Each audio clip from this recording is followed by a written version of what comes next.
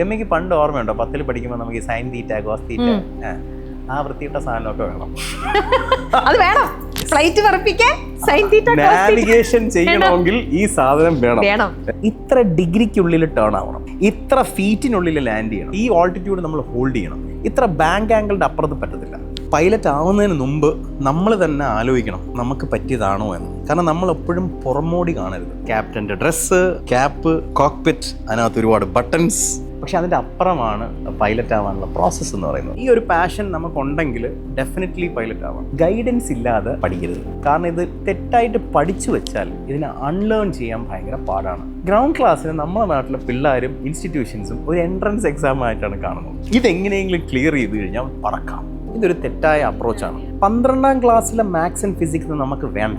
Calculus എന്ന് പറയുന്ന സാധനം നമുക്ക് വേണ്ട. നമുക്ക് വേണ്ടത് 10ാം ക്ലാസ് മാത്സ് ആൻഡ് ഫിസിക്സ് ആണ് നമുക്ക് വേണ്ടത്. ഈ ഫ്ലൈ ചെയ്യുന്നതിന് തന്നെ നമുക്ക് 4ആയിട്ട് ഡിവൈഡ് ചെയ്യാം. അപ്പോൾ ആദ്യം നമ്മൾ വിഷ്വലി ഫ്ലൈ ചെയ്യാൻ പഠിക്കും. അത് കഴിഞ്ഞിട്ട് ഇൻസ്ട്രുമെന്റ് ഉപയോഗിച്ച് ഫ്ലൈ ചെയ്യാൻ പഠിക്കും. 3ാമത്തെ ഘട്ടം നമ്മൾ കൈ തെളിയാൻ വേണ്ടി പറക്കും. അപ്പോൾ അത് കഴിയുമ്പോൾ നമ്മുടെ നാട്ടിലാണെങ്കിൽ നമുക്ക് single engine commercial pilot licence കിട്ടും. അതായത് ഒരു എഞ്ചിൻ ഓടിക്കാൻ പറ്റുന്ന പൈലറ്റ് ലൈസൻസ്. അത് കഴിഞ്ഞിട്ട് നമ്മൾ മൾട്ടി എഞ്ചിൻ റേറ്റിംഗ് എടുക്കണം. 2 എഞ്ചിനുള്ള എയർക്രാഫ്റ്റുള്ള റേറ്റിംഗ് നമ്മൾ എടുക്കണം. എന്തിനാ അത് എടുക്കുന്നത്? ആ 2 എഞ്ചിനുള്ള എയർക്രാഫ്റ്റ് ഓടിക്കാൻ അറിഞ്ഞുകൂടെങ്കിൽ ചില വലിയ ജെറ്റുകൾ ഓടിക്കാൻ പറ്റില്ല. പൈലറ്റ് ലൈസൻസ് എടുക്കുന്നതിന് നമ്മൾ അക്കാഡമി ആയിട്ട് കമ്പാരിസൺ ചെയ്യരുത്. ഡിഗ്രി എടുക്കുന്നതായിട്ട് കാണരുത്. ഇതിനൊരു ലൈസൻസ് എടുക്കുന്നതായിട്ടേ കാണാവൂ. എങ്ങനെയാണോ കാർ ലൈസൻസ് എടുക്കുന്നത് അതിന്റെ ഒരു ഗ്ലോറിഫൈഡ് മെത്തേഡാണ് ഇപ്പുറത്ത്. എയർലൈനിന്റെ ഫ്യൂച്ചറും നമ്മളുടെ ഫ്യൂച്ചറും ടൈഡാണ്. അപ്പം ഞാൻ ഉദാഹരണത്തിന് കിങ്ഫിഷറിൽ കാഡറ്റ് പ്രോഗ്രാമിൽ ജോയിൻ ചെയ്യുന്ന സമയത്ത് കിങ്ഫിഷർ പൂട്ടിപ്പോയാൽ ഞാൻ പൂട്ടി, എൻ്റെ പൈസയും പോയി. ഇപ്പം തന്നെ ഇന്ത്യയിലാണ് ലോകത്ത് ഏറ്റവും കൂടുതൽ അൺഎംപ്ലോയബിൾ ആയിട്ടുള്ള എഞ്ചിനീയേഴ്സ്. ഇനി അടുത്ത അൺഎംപ്ലോയബിൾ പൈലറ്റ്സ് എന്ന് പറഞ്ഞു കഴിഞ്ഞാൽ ഇന്ത്യ പൂട്ടിപ്പോകും. കാരണം ഈ ലോൺ എല്ലാം കൊടുക്കുന്നത് നമ്മുടെ നാട്ടിലെ ബാങ്കുകളാണ്. നമ്മളെല്ലാവരുടെയും ടാക്സ് മണിയാണ് ഇതിന് പോകുന്നത്. സോ നല്ല പൈലറ്റ്സിനെ ഉണ്ടാക്കുന്നത് നമുക്ക് ക്രിട്ടിക്കലാണ്. നിങ്ങൾ പോയി പഠിക്കുമ്പോൾ നിങ്ങൾ ക്യുമുലോ നിംബസ്, ഇതെന്താ, ഇതൊരു മേഘമാണ്, ഇതിനകത്തൂടെ ഫ്ലൈ ചെയ്യാൻ പറ്റില്ല, എന്തുകൊണ്ട് ഫ്ലൈ ചെയ്യാൻ പറ്റില്ല, ഇങ്ങനെ നമ്മൾ ക്യൂരിയോസിറ്റിയോടുകൂടി നമ്മൾ ചിന്തിച്ചാൽ ഇതുകൊണ്ട് ഗുണം ഉണ്ടാവുള്ളൂ. ഇതാണ് ഞാൻ നേരത്തെ പറഞ്ഞത്. ഈ ക്യൂരിയോസിറ്റി ഇല്ലെങ്കിൽ ഈ സാധനം പഠിക്കാൻ ഇറങ്ങുന്നത് ഭയങ്കര പ്രശ്നമാണ്. അപ്പം നമ്മുടെ നാട്ടിലും ഉണ്ട് ഇത്തരത്തിലുള്ള ഏവിയേഷൻ പഠിപ്പിക്കുന്ന അക്കാഡമി സ്കൂൾസ് ഒരുപാടുണ്ട്. അതേപോലെ പുറത്തുമുണ്ട്. ചില ആൾക്കാർക്ക് നമുക്കിവിടെ കാണാം പുറത്തേക്കാണ് കുട്ടികളെ വിടുന്നത്. അതും ഒബ്വിയസ്ലി ഓരോ പാരന്റും അവരുടെ ഫിനാൻസ് സൈഡും കൂടെ ഒക്കെ നോക്കിയിട്ടും ഒക്കെ ആയിരിക്കാം. ആക്ച്വലി എവിടെ വിടുന്നതാണ്, അല്ലെങ്കിൽ പുറത്ത് വിടുമ്പോഴത്തേക്ക് ഇത് കുറച്ചും കൂടെ എക്സ്പെൻസീവ് ആണോ, എവിടെ പഠിച്ചാലും സെയിം ആണോ, എന്താ? ഞാൻ എൻ്റെ സ്റ്റുഡൻസിനെ ഇന്ത്യക്ക് പുറത്താണ് പഠിപ്പിക്കാൻ വിടുന്നത്. എന്തുകൊണ്ട്? ഞാൻ ഇതിനകത്ത് കമന്റ് പറയാത്തത് കോൺഫ്ലിക്റ്റ് ഓഫ് ഇൻട്രസ്റ്റ് ഉണ്ട്. സിനിമ സ്വപ്നം കാണുന്നവർക്ക് Chavara film school, Kochi. The aviator training school managing director mister Chintu Karthikeyan. Hello, നമസ്കാരം. നമസ്കാരം. ട്രിവാൻഡ്രത്തുള്ള ഏവിയേറ്റർ സ്കൂളാണ് ഇത് അല്ലേ? അവിടെ നിന്നും ഇത് റീസെന്റ് കുറച്ച് നാളുകളായിട്ടാണ് ഈ സ്കൂൾ തുടങ്ങിയിട്ട്. 2023 സ്റ്റാർട്ട് ചെയ്തത്. അതെ. അപ്പോൾ ഒരു 3 years ആയിട്ട് ഇപ്പൊ നിൽക്കുന്നു. പക്ഷേ ഇവരുടെ സക്സസ് ജേർണി പറയാനായിട്ടും ഇവിടെ എങ്ങനെ കുട്ടികളെ ട്രെയിൻ ചെയ്യുന്നു, ആ ഒരു എക്സ്ക്ലൂസീവ് ആയിട്ടുള്ള ഒരു വേ തന്നെയാണ്. അതിനെക്കുറിച്ച് നമുക്ക് ഡീറ്റെയിൽ ആയിട്ട് ഇന്ന് ഇദ്ദേഹം പറഞ്ഞു തരാണ്. യെസ്, ഹലോ, പറഞ്ഞു തരൂ, എങ്ങനെ നമുക്കൊരു നല്ല പൈലറ്റ് ആവാം? നമ്മള് സ്റ്റാർട്ട് ചെയ്ത് 2023 നവംബറിലാണ് സ്റ്റാർട്ട് ചെയ്യുന്നത്. നമ്മുടെ ഫസ്റ്റ് ബാച്ച് വരുന്നത് ജൂൺ അടുപ്പിച്ചാണ് വരുന്നത്. അപ്പോൾ ടെക്നിക്കലി ഇതൊരു സക്സസ് സ്റ്റോറി അല്ല, but it is A 1 step towards success. എന്ന് വെച്ച് കഴിഞ്ഞാൽ എൻ്റെ first batch ground training complete ചെയ്തിട്ട് അവർ ഫ്ലൈയിങ്ങിന് വേണ്ടി സെർബിയയിലുള്ള അവിടുത്തെ നാഷണൽ ഏവിയേഷൻ അക്കാഡമിയിൽ പോയിരിക്കുകയാണ്. അപ്പോൾ ഫ്ലൈയിങ് നടക്കുകയാണ് അവിടെ. അതിൻ്റെ വിശേഷങ്ങൾ ഞാൻ പറയാം. സോ ഫസ്റ്റ് ബാച്ച് ആണത്? ഫസ്റ്റ് ബാച്ചാണ്. ഓക്കെ. ഇപ്പോൾ സെക്കൻഡ് ബാച്ച് റെഡിയാണ് പോകാൻ. തേർഡ് ബാച്ച് ഈ വർഷം തന്നെ പോകും. ഇങ്ങനെ നിൽക്കുകയാണ്. അപ്പോൾ ഇനി മാം രണ്ടാമത് പറഞ്ഞ കാര്യം, എല്ലാവർക്കും പൈലറ്റ് ആവണം എന്ന് പറയുന്നത്, സത്യം പറഞ്ഞു കഴിഞ്ഞാൽ നമ്മൾ ഏതെങ്കിലും ഒരു സ്ഥലത്ത് നമ്മൾ പോയി ഒന്ന് സംസാരിക്കുകയാണെങ്കിൽ ഏവിയേഷനെ പറ്റി അല്ലെങ്കിൽ പൈലറ്റിങ്ങിനെ പറ്റി സംസാരിക്കുകയാണെങ്കിൽ ട്രസ്റ്റ് മീ, അറ്റ്ലീസ്റ്റ് 2 പേരെങ്കിലും കുറച്ച് പ്രായമുള്ള 45 or 40 വയസ്സുള്ള 2 പേരെങ്കിലും വന്നിട്ട് പറയും എനിക്ക് കൊച്ചിലെ പൈലറ്റ് ആവണമെന്നുണ്ടായിരുന്നു. ഇത് എല്ലാവരുടെയും കഥയാണ്, ഇത് എൻ്റെയും കഥയാണ്. കാരണം എന്താണെന്ന് വെച്ച് കഴിഞ്ഞാൽ ഞാൻ 12ാം ക്ലാസ് പാസ്സാകുമ്പോൾ എനിക്ക് തോന്നുന്നു ദി എൻഡ് ഓഫ് 1990s ആണ്. ഇന്ന് കറക്റ്റായിട്ട് ഗൈഡ് ചെയ്യാൻ ആളില്ല. അപ്പോൾ ആലോചിച്ച് വെക്കണം, അന്ന് അതില്ലേ ഇല്ല. അപ്പം 100 പേര് 100 അഭിപ്രായം പറയുന്ന ഒരു അവസ്ഥയായിരുന്നു. അപ്പോൾ ഇതിനെപ്പറ്റി എല്ലാവർക്കും ഒരു കൺഫ്യൂഷനുണ്ട്. എങ്ങനെയാണ് പൈലറ്റ് ആവുക, എന്താണ് അതിൻ്റെ റിക്വയർമെൻറ്റ് എന്ന കാര്യത്തിൽ ഞാനൊരു കാര്യം ഇപ്പോഴേ പറയാം. പൈലറ്റ് ആവുന്നതിന് മുമ്പ് നമ്മൾ തന്നെ ആലോചിക്കണം നമുക്ക് പറ്റിയതാണോ എന്ന്. കാരണം നമ്മളെപ്പോഴും പുറമോടി കാണരുത്. അതായത് ക്യാപ്റ്റൻ്റെ ഡ്രസ്സ്, ക്യാപ്പ്, കോക്പിറ്റ്, അതിനകത്ത് ഒരുപാട് ബട്ടൺസ്, പക്ഷെ അതിൻ്റെ അപ്പുറമാണ് പൈലറ്റ് ആവാനുള്ള പ്രോസസ്സ് എന്ന് പറയുന്നത്. അപ്പോൾ ആ പ്രോസസ്സിനെ ഇഷ്ടപ്പെട്ട് മാത്രമേ, ഞാൻ സിമ്പിളായിട്ട് പറഞ്ഞുതരാം, നമ്മൾ പൈലറ്റ് ആവണമെങ്കിൽ നമ്മളെ പാഷൻ എന്തായിരിക്കണം? എയർക്രാഫ്റ്റ്. എങ്കിൽ മാത്രമേ ഈ പരിപാടി നടക്കുള്ളൂ. അതിപ്പോ ഇങ്ങനെ നമുക്ക് അത് എന്താ, ഞാൻ എപ്പോഴും സിമ്പിളായിട്ട് ചോദിക്കുന്ന ചോദ്യമാണ്. അതായത് സർ എനിക്ക് പൈലറ്റ് ആവണമെന്ന് കൊച്ചിലെ ആഗ്രഹമായിരുന്നു.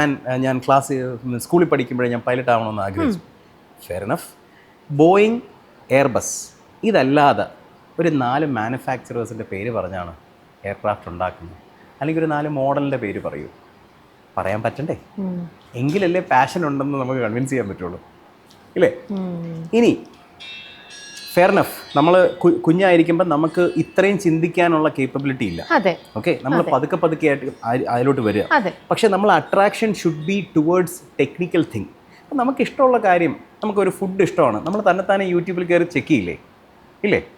ഇനി നമുക്കൊരു കാര്യത്തിന് വണ്ടി എങ്ങനെയാണ്, എനിക്ക് കാറിനെ പറ്റി ഞാൻ പാഷനറ്റ് ആണ്, ഈ കാർ എങ്ങനെയാണ് ഓടുന്നത് എന്ന് നമ്മൾ ക്യൂരിയസ് ആയിരിക്കില്ലേ? അതേപോലെ ക്യൂരിയോസിറ്റി നമുക്ക് ഉണ്ടാവണം. ഒരു എയർക്രാഫ്റ്റ് എങ്ങനെയാണ് ലിഫ്റ്റ് ജനറേറ്റ് ചെയ്യുന്നതെന്ന് 12ാം ക്ലാസ്സിൽ പഠിക്കുന്ന അല്ലെങ്കിൽ 10ാം ക്ലാസ്സിൽ പഠിക്കുന്ന ഒരു കുട്ടിക്ക് മനസ്സിലാക്കാവുന്നേ ഉള്ളൂ. അപ്പോൾ അത് ക്യൂരിയോസിറ്റി ഉള്ളവരാണ് മനസ്സിലാക്കുക. നമുക്ക് എൻ്റെ സ്കൂളിൽ മാത്രം ഒരു തലവേദനയുണ്ട് ജോയിൻ ചെയ്യാൻ. നമുക്കൊരു സ്ക്രീനിങ് പ്രോസസ്സുണ്ട്. സ്ക്രീനിങ് ക്ലിയർ ചെയ്താലേ നമ്മൾ എടുക്കുകയുള്ളൂ. You would be surprised. ഒന്നും അറിഞ്ഞൂടത് 12ാം ക്ലാസ് ഇപ്പോൾ പാസ്സായ കുട്ടി, അവരൊക്കെ പറയുന്ന കേട്ട് കഴിഞ്ഞാൽ നമ്മൾ കിളി പോകും. ബെർണോളീസ് പ്രിൻസിപ്പിൾസ് ആയത് എക്സ്പ്ലെയിൻ ചെയ്തു തരും നമുക്ക്. അത് പാഷനാണ്, നമ്മൾ കൺവിൻസ്ഡ് ആണ്, അതിൻ്റെ അപ്പുറത്തൊരു സംഭവം ഇല്ലായിരുന്നു. പിടിയോ? അപ്പോൾ that is something which is needed. അപ്പോൾ പാഷൻ, അപ്പം ഞാൻ പാഷനെ പറ്റി പറഞ്ഞു. ഈ ഒരു പാഷൻ നമുക്കുണ്ടെങ്കിൽ ഡെഫിനറ്റ്ലി പൈലറ്റ് ആവാം. നമുക്ക് സത്യം പറഞ്ഞു കഴിഞ്ഞാൽ എൻ്റെ മകൾക്ക് പൈലറ്റ് ആവണമെന്ന് എന്നോട് വന്ന് പറഞ്ഞപ്പോഴത്തേക്ക് തന്നെ ഞാൻ അത് അത്ര വലിയ കാര്യമായിട്ട് കണ്ടില്ല. കാരണം എനിക്ക് പൈലറ്റ് ആവണമെന്നുണ്ടായിരുന്നു. അപ്പോൾ എൻ്റെ മോൾ വിചാരിക്കും എൻ്റെ പപ്പയെ കൊണ്ട് പറ്റാത്തത് ഞാൻ ചെയ്ത് പപ്പയ്ക്ക് കൊടുക്കും. അങ്ങനെ ഒരു പാഷനേറ്റ് ഔട്ട്ലുക്ക് ആയിരിക്കും. അപ്പോൾ ഞാൻ വളരെ നല്ല കാര്യം, നീ ഒരു കാര്യം ചെയ്യും, നീ എയർക്രാഫ്റ്റ് ഇൻവെസ്റ്റിഗേഷൻ സീരീസൊക്കെ ഒന്ന് കണ്ടുവെക്ക്. അത് കഴിഞ്ഞിട്ട് നിനക്ക് പൈലറ്റ് ആവണമെങ്കിൽ നമുക്ക് ആലോചിക്കാം. അപ്പോൾ അന്ന് പുള്ളിക്കാരി അത് കണ്ടതിന് ശേഷം പിന്നെ എന്നോട് കാര്യങ്ങൾ ചോദിക്കാൻ തുടങ്ങുകയാണ്. എയർക്രാഫ്റ്റിനെ പറ്റി, എങ്ങനെയാണ് പ്രഷർ വർക്ക് ചെയ്യുക, എങ്ങനെയാണ് വെതർ വർക്ക് ചെയ്യുക. എന്നോട് ഈ എയർക്രാഫ്റ്റ് ഇൻവെസ്റ്റിഗേഷൻ എല്ലാം കണ്ടിട്ട് നമ്മളൊരു കാറിലിരിക്കുമ്പോൾ എൻ്റെ മോള് ഒരു കാര്യം ചോദിച്ചു. അതായത് എൻ്റെ ചോദിച്ചു, ഈ AI ഒന്നും ഒരിക്കലും പൈലറ്റ്സിനെ റീപ്ലേസ് ചെയ്യില്ല അല്ലേ പപ്പ? ഞാൻ പറഞ്ഞു അതെന്താ അങ്ങനെ ചോദിക്കാൻ? കാരണം AI വർക്ക് ചെയ്യണമെങ്കിൽ പാറ്റേൺ വേണ്ടേ? പാറ്റേൺ ഉണ്ടെങ്കിലല്ലേ പറ്റുള്ളൂ. അതെ. അപ്പോൾ വെതറിന് ഒരിക്കലും പാറ്റേൺ ഇല്ലല്ലോ, പ്രെഡിക്റ്റ് ചെയ്യാൻ പറ്റില്ലല്ലോ. ഞാൻ പറഞ്ഞു രോമാഞ്ചൊക്കെ അടിച്ചിരിക്കും.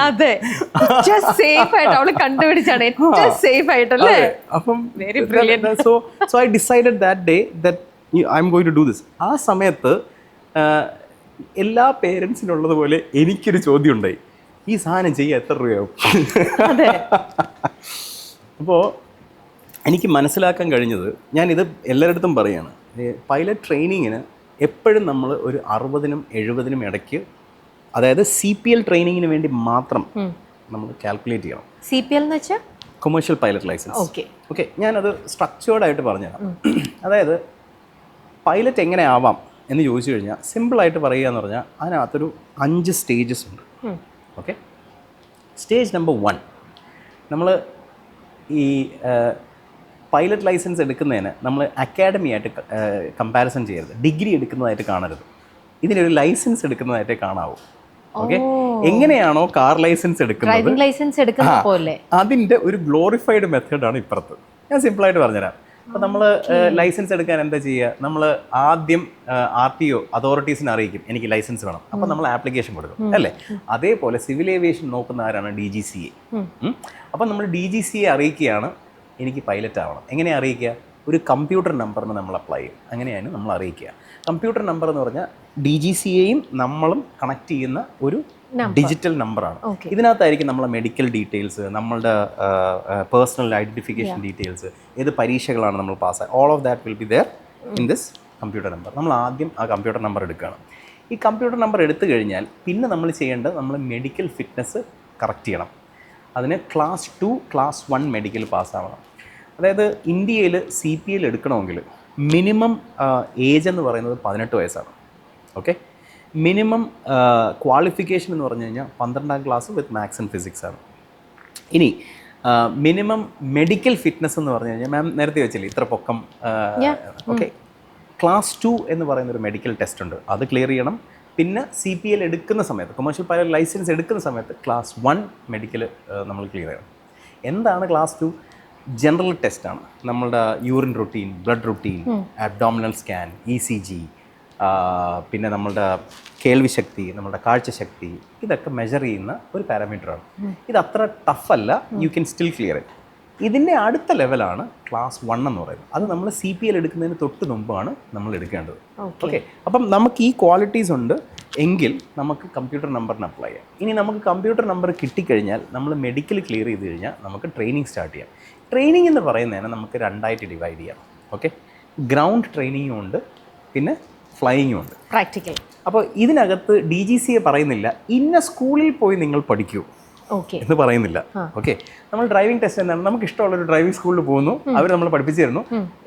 എങ്ങനെയാണ് പഠിപ്പിക്കുന്നത്, എന്താണോ RTIക്ക് വേണ്ടത് അതിനനുസരിച്ചായിരിക്കും നമ്മൾ പഠിപ്പിക്കുക. അതേപോലെയാണ് ഇവിടെ നമുക്ക് ഈ ground subjects meteorology, navigation, regulation, technical specific, technical general 5 സബ്ജക്റ്റാണുള്ളത്. ഈ 5 സബ്ജക്റ്റും എവിടെ പഠിക്കണമെന്ന് നമുക്ക് തീരുമാനിക്കാം. നമുക്ക് തന്നെ പഠിക്കാം, അല്ലെങ്കിൽ നമുക്കൊരു സ്കൂളിൽ പോയി പഠിക്കാം. It's up to us. അപ്പോൾ ഇതിനകത്ത് എൻ്റെ അഡ്വൈസ് എന്ന് പറഞ്ഞു കഴിഞ്ഞാൽ ഗൈഡൻസ് ഇല്ലാതെ പഠിക്കരുത്. കാരണം ഇത് തെറ്റായിട്ട് പഠിച്ചു വെച്ചാൽ ഇതിനെ അൺലേൺ ചെയ്യാൻ ഭയങ്കര പാടാണ്. ഓക്കെ, സോ ഗൂഗിളിൽ കിട്ടുന്ന സംഭവം അങ്ങനെ എടുത്ത് പഠിച്ചു കഴിഞ്ഞാൽ അത് അത്ര. അതിന് സിലബസ് ഉണ്ട്, ടെക്സ്റ്റ് ഉണ്ട്, DGCA സജസ്റ്റ് ചെയ്യുന്ന ബുക്സ് ഉണ്ട്, അതിൽ നിന്നാണ് നമ്മൾ പഠിച്ച് പരീക്ഷ എഴുതേണ്ടത്. ഇനി ഓൺലൈൻ ക്ലാസ്സുകളുണ്ട്, you can attend that. There are several ways to do it. ഇതിനകത്ത് പ്രശ്നം എന്താണെന്ന് വെച്ച് കഴിഞ്ഞാൽ ഇന്ത്യയിൽ ഞാൻ കണ്ടത്, അത് എൻ്റെ മോളെ പഠിപ്പിച്ചപ്പോൾ ഞാൻ മനസ്സിലാക്കിയ എന്താണെന്ന് വെച്ച് കഴിഞ്ഞാൽ ഗ്രൗണ്ട് ക്ലാസ് കംപ്ലീറ്റ് ചെയ്തിട്ടാണ് ഫ്ലൈ ചെയ്യാൻ പോകുന്നത്, അതായത് ഫ്ലൈറ്റ് ട്രെയിനിങ്ങിന് പോകുന്നത്. ഗ്രൗണ്ട് ക്ലാസ്സിന് നമ്മുടെ നാട്ടിലെ പിള്ളേരും ഇൻസ്റ്റിറ്റ്യൂഷൻസും ഒരു എൻട്രൻസ് എക്സാം ആയിട്ടാണ് കാണുന്നത്. ഇതെങ്ങനെയെങ്കിലും ക്ലിയർ ചെയ്ത് കഴിഞ്ഞാൽ പറക്കാം. ഇതൊരു തെറ്റായ അപ്രോച്ചാണ്. ഓക്കെ, അതുകൊണ്ട് തന്നെ എങ്ങനെയാണ് ട്രെയിൻ ചെയ്യുക, നമ്മൾ മറ്റേ എൻട്രൻസ് കോച്ചിങ് സെൻറ്റേഴ്സിൽ എങ്ങനെയാണ് ട്രെയിൻ ചെയ്യുക, നമ്മൾ കൂടുതൽ ക്വസ്റ്റ്യൻസ് വരും, കൂടുതൽ ക്വസ്റ്റ്യൻസ് പിന്നെ ക്രാക്ക് ചെയ്യും, പിന്നെ ക്രാക്ക് ചെയ്യുമ്പോൾ സംഭവിക്കുന്നത് എന്താണ്, ആ ക്വസ്റ്റ്യൻ്റെ റുട്ടീൻ നമ്മൾ തലയ്ക്കകത്ത് കയറും. ഓക്കെ, ഇതിനൊരു പ്രശ്നമുണ്ട്, നമ്മൾ നോളജ് ബിൽഡ് ചെയ്യാൻ നിൽക്കത്തില്ല, നമ്മളുടെ ഉദ്ദേശം എക്സാമിനേഷൻ പാസ്സാവുക എന്നുള്ളതാണ്. അത് റോങ് അപ്രോച്ചാണ്. ഇപ്പം അതായത് ദേവാസുരം എന്ന് പറയുന്ന സിനിമ കണ്ടിട്ട് എൻ്റെ അടുത്ത് ചോദിക്കുന്നതും ദേവാസുരത്തിൻ്റെ എൻട്രൻസ് കോച്ചിങ് ക്വസ്റ്റ്യൻസ് കാണാൻ പഠിച്ചിട്ട് എൻ്റെ അടുത്ത് ചോദിക്കുന്ന കിടക്കാം. എൻ്റെ മോളെടുത്ത് ഞാൻ ഇവിടെ ഒരു ട്രെയിനിങ് സെൻറ്റർ വിട്ടതിന് ശേഷം വണ്ടിക്കകത്തിരുന്നപ്പോഴത്തേക്കും ഞാൻ ക്യൂരിയസ് ആണല്ലോ, പൈലറ്റ് ആവാൻ പറ്റിയില്ലല്ലോ, അപ്പം എന്താണ് പഠിപ്പിക്കുന്നത്, അപ്പോൾ എനിക്കും അറിയണം. അപ്പം ഞാൻ മോളെടുത്ത് പറഞ്ഞു, മോളെ ഞാൻ നിന്നോട് ചോദ്യം ചോദിക്കും. അതായത് മിഡിൽ ഈസ്റ്റേൺ കൺട്രീസിൽ MPL multi crew pilot license ആണ് കൂടുതൽ പ്രൊമോട്ട് ചെയ്യപ്പെടുന്നത്. മൾട്ടി ക്രൂ പൈലറ്റ് ലൈസൻസിനകത്ത് ഹാൻഡ് ഫ്ലൈയിങ്, അതായത് മീൻസ് നോർമൽ നമ്മളെ കൈവച്ച് പറക്കുന്ന പരിപാടിയിൽ അത് കുറവാണ്. സിമുലേറ്റർ എന്ന് പറയുന്ന സാധനത്തിനകത്തായിരിക്കും പറപ്പിക്കുക കൂടുതലും. ഓക്കെ, അതെന്തുകൊണ്ടാണെന്ന് ഞാൻ ചോദിച്ചു. പുള്ളിക്കാരി പല കാരണങ്ങളും പറഞ്ഞു. It didn't make any sense. അപ്പോൾ ഞാൻ പറഞ്ഞു, വെതറുമായി കണക്റ്റഡ് ആണ്. അപ്പോഴും പുള്ളിക്കാരിക്ക് അറിഞ്ഞൂടാ. എന്നിട്ട് നമ്മൾ ആ മറ്റേ DGCയുടെ ക്വസ്റ്റ്യൻ ഫോർമാറ്റിൽ ചോദിക്കണം. അതായത് മനസ്സിലായോ, when the temperature increases the atmospheric density decreases. പിടിയോ, ഇത് ഭയങ്കര ഡേഞ്ചറസ് പരിപാടിയാണ്. എൻ്റെ റീസൺ ഞാൻ പറഞ്ഞുതരാം. ഇപ്പോൾ രമ്യ പരീക്ഷ പാസ്സായി, പക്ഷേ രമ്യക്ക് ഫ്ലൈറ്റ് പ്ലാൻ ചെയ്യാനോ അല്ലെങ്കിൽ ഫ്ലൈറ്റ് പ്ലാൻ്റെ ഡീറ്റെയിൽസ് വലുതായിട്ട് അറിയില്ല. ഓക്കെ, അപ്പം ഞാനും രമ്യയും പറക്കാൻ പോവാണ്. ഞാനാണ് ഇൻസ്ട്രക്ടർ, രമ്യയാണ് പഠിക്കുന്നത്. ഓക്കെ, അപ്പോൾ രമ്യയുടെ അടുത്ത് ഞാൻ പറക്കുന്നതിന് മുമ്പ് ഞാൻ 4-5 ചോദ്യങ്ങൾ ചോദിക്കണം. എനിക്ക് ഒരു ഐഡിയ ഇല്ല. അപ്പോൾ എനിക്ക് ആദ്യം വരുന്ന തോട്ട് പ്രോസസ്സ് എന്താണ്, ഇത് കുറച്ച് ടൈം എടുക്കും.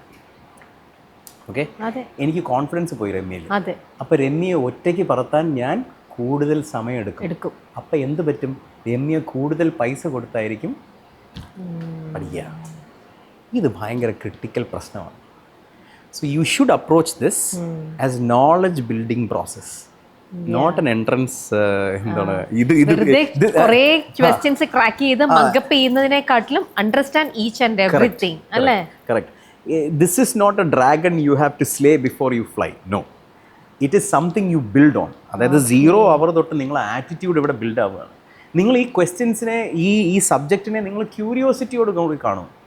നിങ്ങൾ പോയി പഠിക്കുമ്പോൾ നിങ്ങൾ ക്യുമുലോ നിംബസ്, ഇതെന്താ, ഇതൊരു മേഘമാണ്, ഇതിനകത്തൂടെ ഫ്ലൈ ചെയ്യാൻ പറ്റില്ല, എന്തുകൊണ്ട് ഫ്ലൈ ചെയ്യാൻ പറ്റില്ല, ഇങ്ങനെ നമ്മൾ ക്യൂരിയോസിറ്റിയോട് കൂടി നമ്മൾ ചിന്തിച്ചാൽ ഇതുകൊണ്ട് ഗുണം ഉണ്ടാവുള്ളൂ. ഇതാണ് ഞാൻ നേരത്തെ പറഞ്ഞത്. ഈ ക്യൂരിയോസിറ്റി ഇല്ലെങ്കിൽ ഈ സാധനം പഠിക്കാൻ ഇറങ്ങുന്നത് ഭയങ്കര പ്രശ്നമാണ്.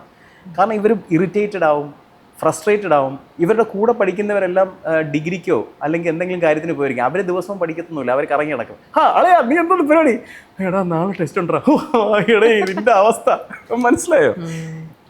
ഈ പ്രഷർ, ഈ പിയർ പ്രഷർ സ്റ്റാൻഡ് ചെയ്യാൻ പറ്റാത്തവർ ഇത് പരിപാടി പിടിക്കരുത്. സോ നമ്മൾ പുറമേന്ന് കാണുന്ന പോലെ അത്രയും ഫാൻസിയോ അത്ര ഈസിയോ ആയിട്ടുള്ള ഒരു സംഭവമേ അല്ല ഒരു ക്യാപ്റ്റൻ, ഐ മീൻ ഒരു പൈലറ്റ് ആവുക എന്ന് പറയണത്. See, initial years are going to be tough. ഞാൻ എൻ്റെ പിള്ളേരുടെ അടുത്ത് എപ്പോഴും പറയുന്നൊരു കാര്യമുണ്ട്, നിങ്ങൾക്ക് എന്നെ പോലെ ആവണം, ദിവസവും പകൽ പണിയെടുത്ത് പ്രാന്തായി നടക്കണം, അതേ റിലാക്സ് ചെയ്ത് ജീവിക്കണം. അപ്പോൾ റിലാക്സ് ചെയ്ത് ജീവിക്കണമെങ്കിൽ എന്ത് ചെയ്യണം? ഇപ്പം പണിയെടുക്കണം, അപ്പം റിലാക്സ് ചെയ്യാം. ഞാൻ ആ സമയത്ത് പണിയെടുക്കാത്തതുകൊണ്ടാണ് ഇപ്പം റിലാക്സ് ചെയ്യാൻ പറ്റാത്തത്. മനസ്സിലായില്ലേ? അപ്പോൾ if you put your effort right now, then by the time you become a captain ഒരു ഇൻ്റർനാഷണൽ എയർലൈൻ്റെ ഇൻ്റർനാഷണൽ ഫ്ലൈറ്റ്സ് ഹാൻഡിൽ ചെയ്യുന്ന ലോങ് ഹോൾ ഫ്ലൈറ്റ്സ് ഹാൻഡിൽ ചെയ്യുന്ന ഒരു ക്യാപ്റ്റൻ ആയി കഴിഞ്ഞ് കഴിഞ്ഞാൽ 10-15 ലക്ഷം രൂപ മാസം കിട്ടും. മാസത്തിൽ 3-4 ഫ്ലൈറ്റേ കാണുള്ളൂ, ബാക്കിയുള്ള ടൈം റിലാക്സ് ചെയ്ത് എൻജോയ് ചെയ്തിരിക്കാം. പക്ഷേ there is a lot of effort you have to put to get there. അപ്പൊ പറഞ്ഞു തരൂ ഞങ്ങൾക്ക്. യെസ്, ഇപ്പൊ എനിക്ക് എൻ്റെ മോനെ അല്ലെ എൻ്റെ മോളെ എനിക്ക് വിടണം, അല്ലെങ്കിൽ എനിക്ക് അവൻ ഇൻട്രസ്റ്റ് ഉണ്ട്, ഏതാണ് റൈറ്റ് ഏജ് ഇതിലേക്ക് വിടേണ്ടത്? ഏത് കോഴ്സ് കഴിയുമ്പോൾ ഞാൻ വിടണം, എപ്പോൾ വിടണം, എങ്ങനെ വിടണം, എവിടെ വിടണം? പിള്ളേർ ബ്ലൂം ചെയ്യാൻ പലരും പല രീതിയിലായിരിക്കും ചിന്തിക്കുക.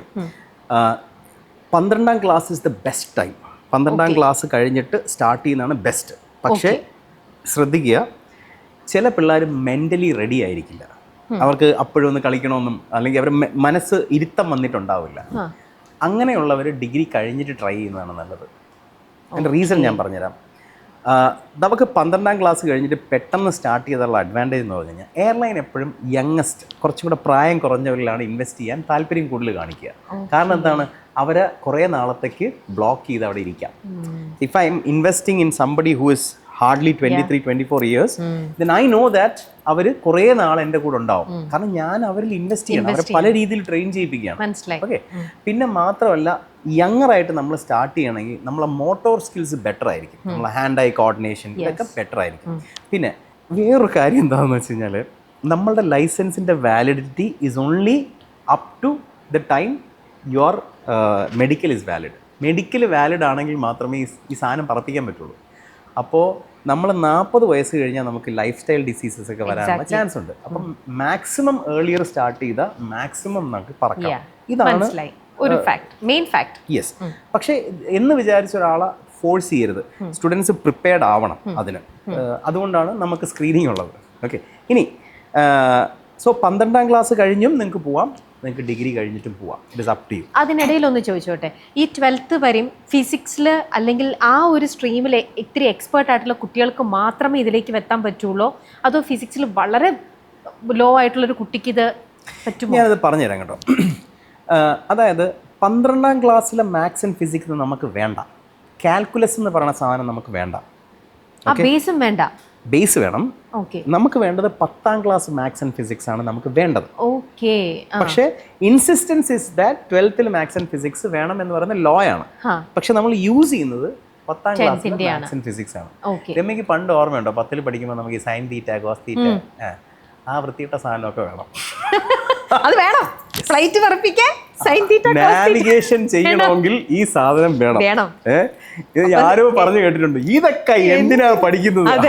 ഇതിനാണ് പഠിക്കുന്നത്. അപ്പൊ പൈലറ്റ് ആവാനാണ് സൈൻ തീറ്റ, കോസ് തീറ്റ വേണ്ടത്. നാവിഗേഷൻ വേണമെങ്കിൽ അത് പഠിക്കണം. പിന്നെ മൾട്ടിപ്ലിക്കേഷൻ, എന്താണ് സബ്സ്ട്രാക്ഷൻ, ഫ്രാക്ഷൻ, സ്ക്വയർ റൂട്ട്, ഇങ്ങനെയുള്ള കാര്യങ്ങളെല്ലാം നമുക്ക് വേണം. മാത്സ് ഒബ്വിയസ്ലി വേണം എന്തായാലും. ഫിസിക്സും അതുപോലെ. ഫിസിക്സിന്റെ നോളജിനോടാണ് ഞാൻ ചോദിക്കുന്നത്. അതിനോടുള്ള ഹൈസ്കൂൾ ഫിസിക്സ്, അതായത് വെലോസിറ്റി, മാസ്, മൊമെന്റം, ഇങ്ങനെയുള്ള കാര്യങ്ങൾ, ബേസിക് തിങ്സ് ആണ് വേണ്ടത് നമുക്ക് വേണം.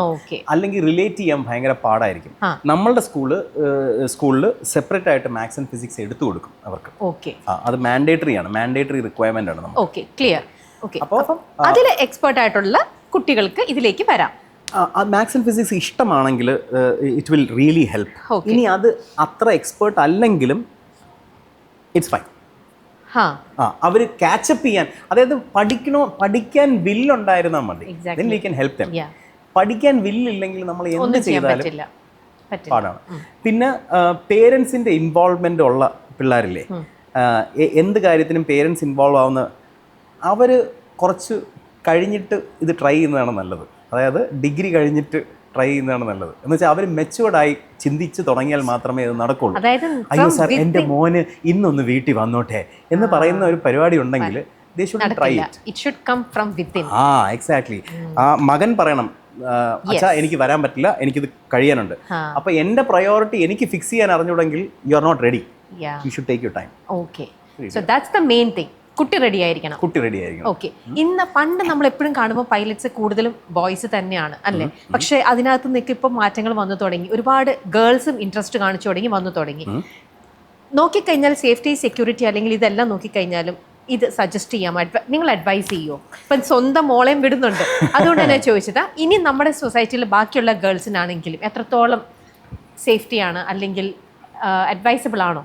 India in particular has highest number of female pilots in the world. Okay, ഫീമെയിൽസിന് ഡെഫിനറ്റ്ലി പറക്കാം, പഠിക്കാം. എന്താണെന്നറിയാം, പൈലറ്റിംഗ് എന്ന് പറയുന്നത്, there is a famous saying, pilots are not born, they are made. Okay, നമുക്ക് എൻ്റെ കൂടെ പഠിച്ചിരുന്ന ഒരു അറബി പയ്യനുണ്ടായിരുന്നു. പഠിക്കത്തുമില്ല, ഒരു പണിയും ചെയ്യത്തില്ല, കറങ്ങി നടക്കുമായിരുന്നു. കുറേ നാൾ കഴിഞ്ഞ് അവനെ കാണാനില്ലായിരുന്നു. വർഷങ്ങൾക്ക് ശേഷം ഞാൻ അവനെ കാണുമ്പോഴത്തേക്കും അവൻ ക്യാപ്റ്റൻ മാസ് അബ്ദുള്ളയാണ്. എന്ന് വെച്ച് കഴിഞ്ഞാൽ അവൻ എമിറേറ്റ്സ് എയർലൈൻസിൻ്റെ ക്യാപ്റ്റനായി. ഹൗ? Process of repetition. പിന്നെയും പിന്നെയും പിന്നെയും പിന്നെയും അത് കറക്റ്റ് ചെയ്ത് കൊണ്ടുവരുന്ന പ്രോസസ്സാണ്. ആ പ്രോസസ്സിന് പെയിൻ സ്റ്റിക്കിംഗ് ആയിട്ട് അത് ചെയ്യാൻ പരിപാടി തയ്യാറാണ്. അത് ആണാണെങ്കിലും പെണ്ണാണെങ്കിലും you can do it. The only problem here is that I'm a female, I can do it, I want to prove a point എന്ന് പറഞ്ഞ് ഈ പ്രൊഫഷൻ ചൂസ് ചെയ്യരുത്. Because proving a point will end when you will get your CPL. Then what? Because it is a very expensive process. ഭയങ്കര expensive പ്രോസസ്സാണ്.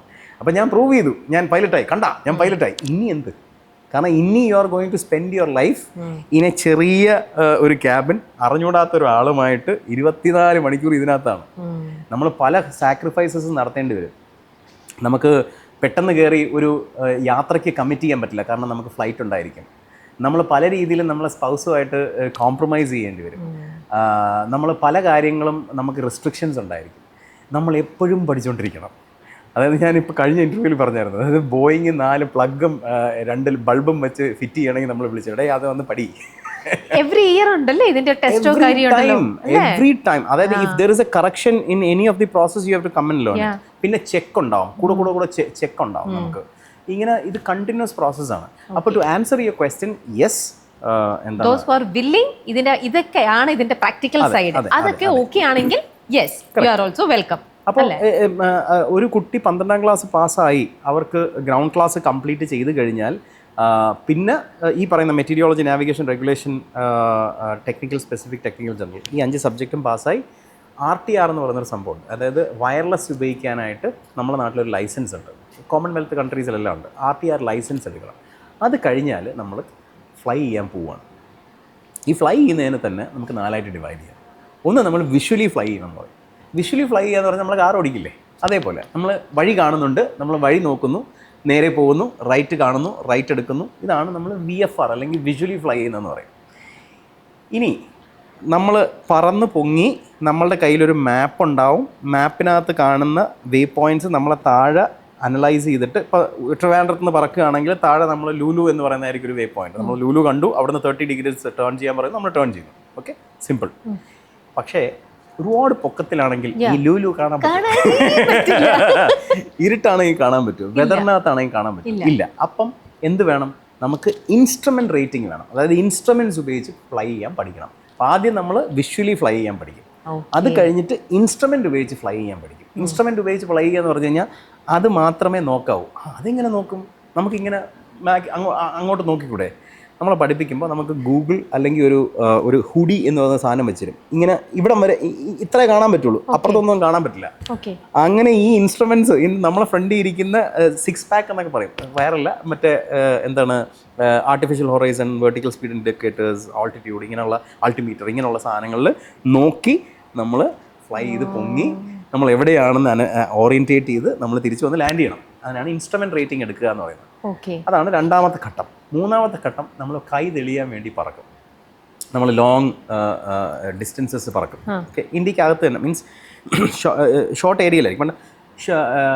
Short cross country എന്ന് പറയുന്നത് airport A to airport B, അതായത് Trivandrum to Cochin. Okay, long cross country എന്ന് പറയുന്നത് airport A, B, C and A. Okay, അപ്പോൾ ട്രിവാൻഡ്രം, കൊച്ചി, കണ്ണൂർ, തിരിച്ചു വരാം. ഷോർട്ട് ക്രോസ് കൺട്രിക്ക് അതുപോലെ തന്നെ എ, ബി, എ.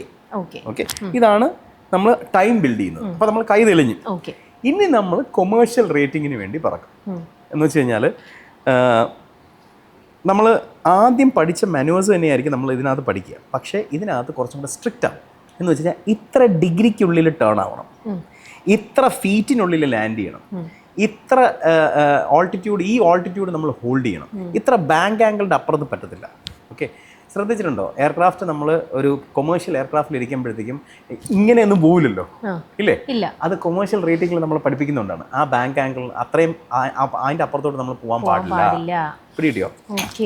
അപ്പം നമുക്ക് പ്രൈവറ്റ് പൈലറ്റ് ലൈസൻസും ഉണ്ട്, കൊമേഴ്ഷ്യൽ പൈലറ്റ് ലൈസൻസും ഉണ്ട്. എന്താണ് ഡിഫറൻസ്? പ്രൈവറ്റ് പൈലറ്റ് ലൈസൻസ് വെച്ചിട്ട് നമുക്ക് പറക്കാം, നമ്മളുടെ ഫാമിലി മെമ്പേഴ്സിനെ കൊണ്ടുപോകാം.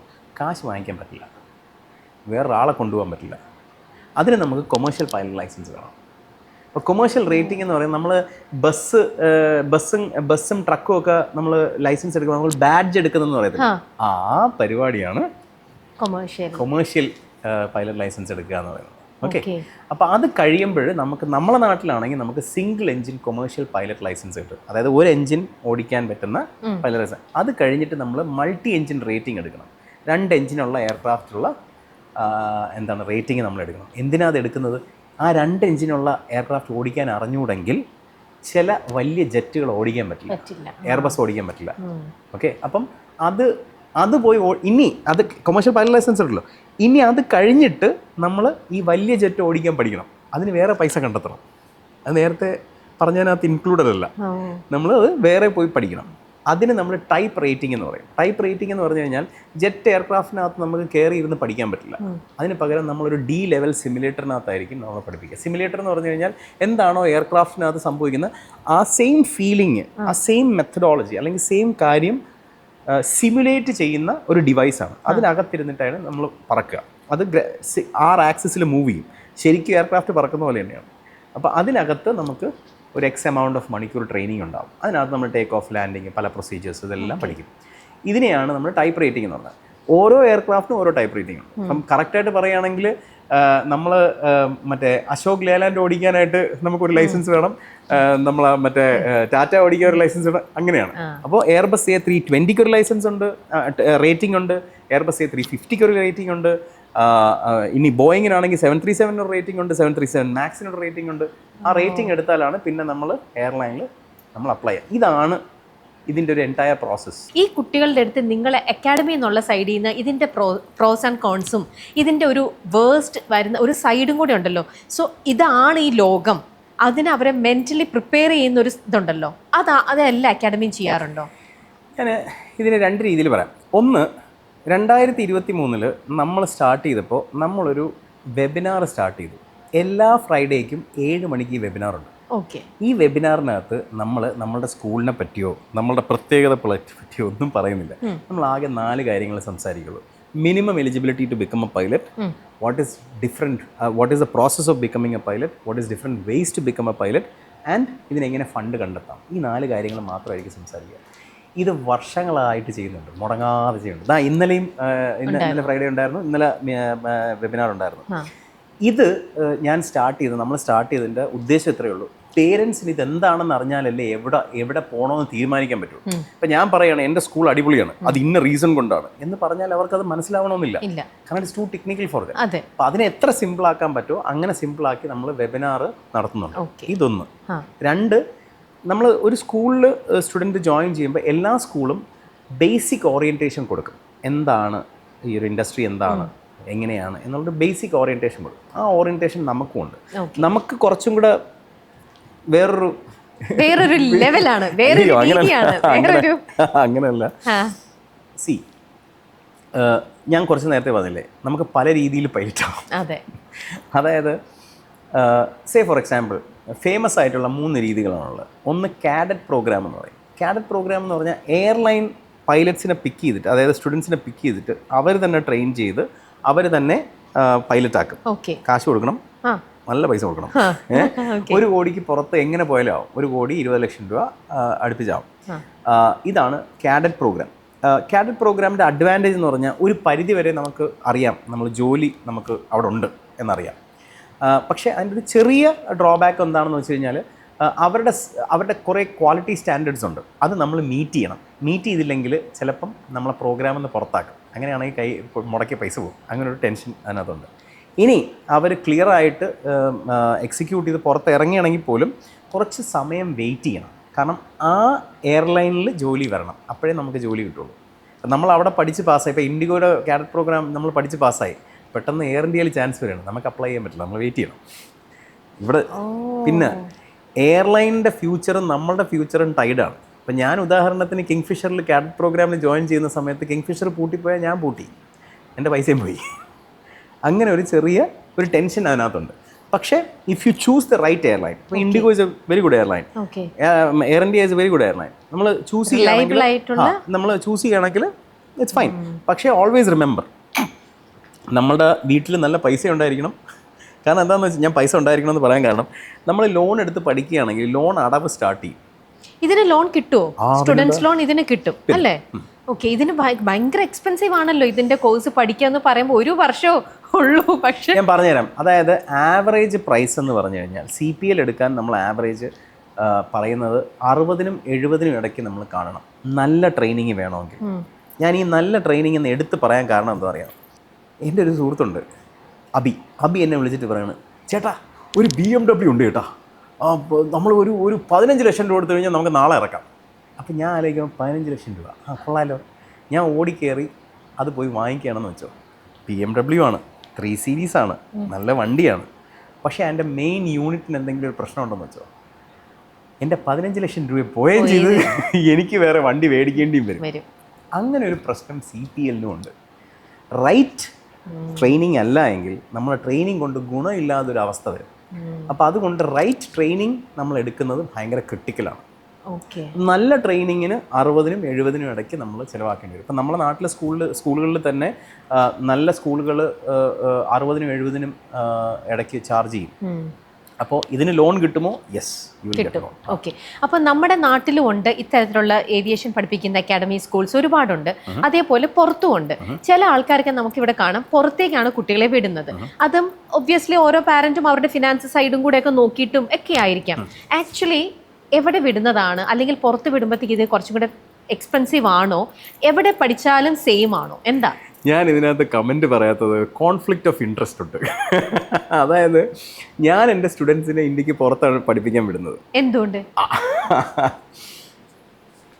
അതായത് അവരുടെ പ്രാക്ടിക്കൽ സൈഡിനോ? പ്രാക്ടിക്കൽ ട്രെയിനിങ്ങിന്. ഇവിടെ തിയറി എല്ലാം പഠിപ്പിക്കും ട്രിവാൻഡ്രത്ത്. അതെ. എന്നിട്ട് പ്രാക്ടിക്കലിന് സാർ വിടുന്ന എല്ലാവരും പുറത്തേക്കാണ് വിടുന്നത്. വൈ? ഓക്കെ. അതായത് നമ്മളുടെ സ്കൂളിൻ്റെ ഒരു പ്രത്യേകത എന്ന് പറഞ്ഞു കഴിഞ്ഞാൽ, നമ്മളുടെ school let's just say that we don't believe in owning aircrafts. അതായത് എയർക്രാഫ്റ്റ് ഓൺ ചെയ്യുന്നതിൽ നമ്മൾ വിശ്വസിക്കുന്നില്ല. ഓക്കെ. നമുക്കൊരു മോഡലുണ്ട്. പണ്ട് അതിൻ്റെ പേര് ഞാൻ ഇട്ടിരുന്നത് ഗ്രോസ് കോൺട്രാക്ട് കോൺസെപ്റ്റ് എന്നാണ്. പക്ഷേ എൻ്റെ ഒരു സ്റ്റുഡൻറ്റ് പറഞ്ഞു, സാർ ആ പേര് വേറെ ആരും എടുത്തിട്ടുണ്ടെന്ന്. അപ്പോൾ അതിന് നമ്മൾ മാറ്റി ആറ്റം എന്നാണ് നമ്മളുടെ ആ മോഡലിൻ്റെ പേര്. അതായത് ഏവിയേഷൻ ട്രെയിനിങ് ഓർക്കസ്ട്രേഷൻ മോഡൽ എന്ന് പറയും. എന്ന് വെച്ച് കഴിഞ്ഞാൽ ഞാനൊരു പ്രോഗ്രാം ഡിസൈൻ ചെയ്യും, അല്ലെങ്കിൽ എൻ്റെ ഇൻസ്റ്റിറ്റ്യൂഷൻ, എൻ്റെ അക്കാഡമിഷ്യൻസ് ഒരു പ്രോഗ്രാം ഡിസൈൻ ചെയ്യും. ആ ഡിസൈൻ ചെയ്ത പ്രോഗ്രാം ഞാനൊരു ഫ്ലൈയിങ് സ്കൂളിലേക്ക് ഇൻഡക്റ്റ് ചെയ്യും. എന്നിട്ട് അവരുടെ അടുത്ത് പറയും എൻ്റെ സ്റ്റുഡൻസിനെ ഈ പ്രോഗ്രാം അനുസരിച്ച് പഠിപ്പിക്കണം. ഇത് തന്നെയാണ് കാഡറ്റ് പ്രോഗ്രാമിൽ എയർലൈനും ചെയ്യുന്നത്. എയർലൈനിന് സ്വന്തം ഫ്ലൈയിങ് സ്കൂളില്ല, അവരൊരു ഫ്ലൈയിങ് സ്കൂളിൽ അവരുടെ പ്രോഗ്രാം ഇൻഡക്റ്റാണ് ചെയ്യുന്നത്. എന്തുകൊണ്ടാണ് ഇത് ചെയ്യുന്നത്? കാരണം ഞാൻ എയർക്രാഫ്റ്റ് ഓൺ ചെയ്ത് കഴിഞ്ഞാൽ എൻ്റെ പരിപാടി മാറി. ഞാൻ വേറെ ബിസിനസ്സിനകത്താണ്, ഞാൻ അസറ്റ് മാനേജ്മെൻറ്റ് എന്ന് പറയുന്ന ബിസിനസ്സിനകത്താണ്. എന്ന് വെച്ചാൽ എയർക്രാഫ്റ്റ് പറന്നുകൊണ്ടേ ഇരിക്കണം, അതാണ് എൻ്റെ പ്രയോറിറ്റി. ട്രെയിനിങ് എൻ്റെ പ്രയോറിറ്റി അല്ല എന്നല്ല, ട്രെയിനിങ് സെക്കൻഡറി ആണ്. കാരണം ഇത് പറന്നുകൊണ്ടിരുന്നാലേ എനിക്ക് പൈസ കിട്ടുള്ളൂ, കാരണം വലിയ എമൗണ്ടാണ് നമ്മൾ സംസാരിക്കുന്നത്. അപ്പോൾ എനിക്ക് അല്ലെങ്കിൽ എൻ്റെ ഇൻസ്റ്റിറ്റ്യൂഷന് ട്രെയിനിങ്ങിൽ ഫോക്കസ് ചെയ്യണം. സോ നമ്മൾ എന്ത് ചെയ്യുമെന്ന് പറഞ്ഞാൽ നമുക്ക് ടാറ്റ്സ് 120 എന്ന് പറയുന്നൊരു പ്രോഗ്രാമുണ്ട്. ഈ പ്രോഗ്രാമിൻ്റെ പ്രത്യേകത is that we support the students from 0 hour up to the time they sit in an airline cockpit. Airline കോക്പിറ്റിൽ ഇരിക്കുന്നത് വരെ നമ്മൾ സപ്പോർട്ട് കൊടുക്കും. എന്ന് വെച്ചാൽ ഇവർ CPL എടുത്തു കഴിഞ്ഞാൽ വീട്ടിൽ പണിയില്ലാതിരിക്കുന്ന മകനെ കാണുമ്പോഴത്തേക്ക് അച്ഛന്മാർ പറയില്ലേ, ഡേ നീ ജോലി അന്വേഷിച്ചേ, ഇതാ അവിടെ ആളിനെ എടുക്കുന്നുണ്ട്, നീ പോയി അവിടെ കൊടു എന്ന് പറയുന്നത് പോലെ നമ്മൾ ഒരു ശല്യത്തിനെ പോലെ ഇവർക്ക് ജോലി കിട്ടുന്ന നേരെ പറക്കുണ്ടാവും. അവിടെ ആളിനെടുക്കുന്നുണ്ട്, അവിടെ അപ്ലൈ ചെയ്യും, ഇവിടെ ആളിനെടുക്കും, ഇവിടെ അപ്ലൈ ചെയ്യും എന്ന് പറയുന്ന ഒരു പരിപാടിയും കൂടെ നമുക്ക് എൻറ്റയർ ഈ പ്രോസസ്സിനകത്തുണ്ട്. അപ്പോൾ നമ്മളെ സംബന്ധിച്ചിടത്തോളം നല്ലവണ്ണം ട്രെയിൻ ചെയ്തില്ലെങ്കിൽ ഇവർ എംപ്ലോയബിൾ ആയിരിക്കില്ല. ഇപ്പം തന്നെ ഇന്ത്യയിലാണ് ലോകത്ത് ഏറ്റവും കൂടുതൽ അൺഎംപ്ലോയബിൾ ആയിട്ടുള്ള എഞ്ചിനീയേഴ്സ്. ഇനി അടുത്ത അൺഎംപ്ലോയബിൾ പൈലറ്റ്സ് എന്ന് പറഞ്ഞു കഴിഞ്ഞാൽ ഇന്ത്യ പൂട്ടിപ്പോകും. കാരണം ഈ ലോൺ എല്ലാം കൊടുക്കുന്നത് നമ്മുടെ നാട്ടിലെ ബാങ്കുകളാണ്, നമ്മളെല്ലാവരുടെയും ടാക്സ് മണിയാണ് ഇതിന് പോകുന്നത്. സോ നല്ല പൈലറ്റ്സിനെ ഉണ്ടാക്കുന്നത് നമുക്ക് ക്രിട്ടിക്കലാണ്. അപ്പോൾ എന്ത് പറ്റും? നമ്മൾ തീരുമാനിക്കും, ഓക്കെ നല്ല പൈലറ്റ്സിനെ ഉണ്ടാക്കാൻ വേണ്ടി നമുക്ക് എന്ത് ടൈപ്പ് സ്കൂൾസ് വേണം, അങ്ങനെ ഒരു പോളിസി നമ്മൾ ഉണ്ടാക്കിയിട്ടുണ്ട്. ആ പോളിസി മീറ്റ് ചെയ്യുന്നത് ഭയങ്കര ഇമ്പോർട്ടൻ്റ് ആണ്. ഇപ്പോൾ ഞാൻ എല്ലാം പറയുന്നില്ല, ഭയങ്കര ടെക്നിക്കലാണ്. ഞാനൊരു സിമ്പിൾ ഉദാഹരണം പറഞ്ഞുതരാം. നമുക്കൊരു ബേസിക് റിക്വയർമെൻ്റ് ഉണ്ട്, അതായത് നമുക്കൊരു മിനിമം പാരാമീറ്റർ ഉണ്ട്.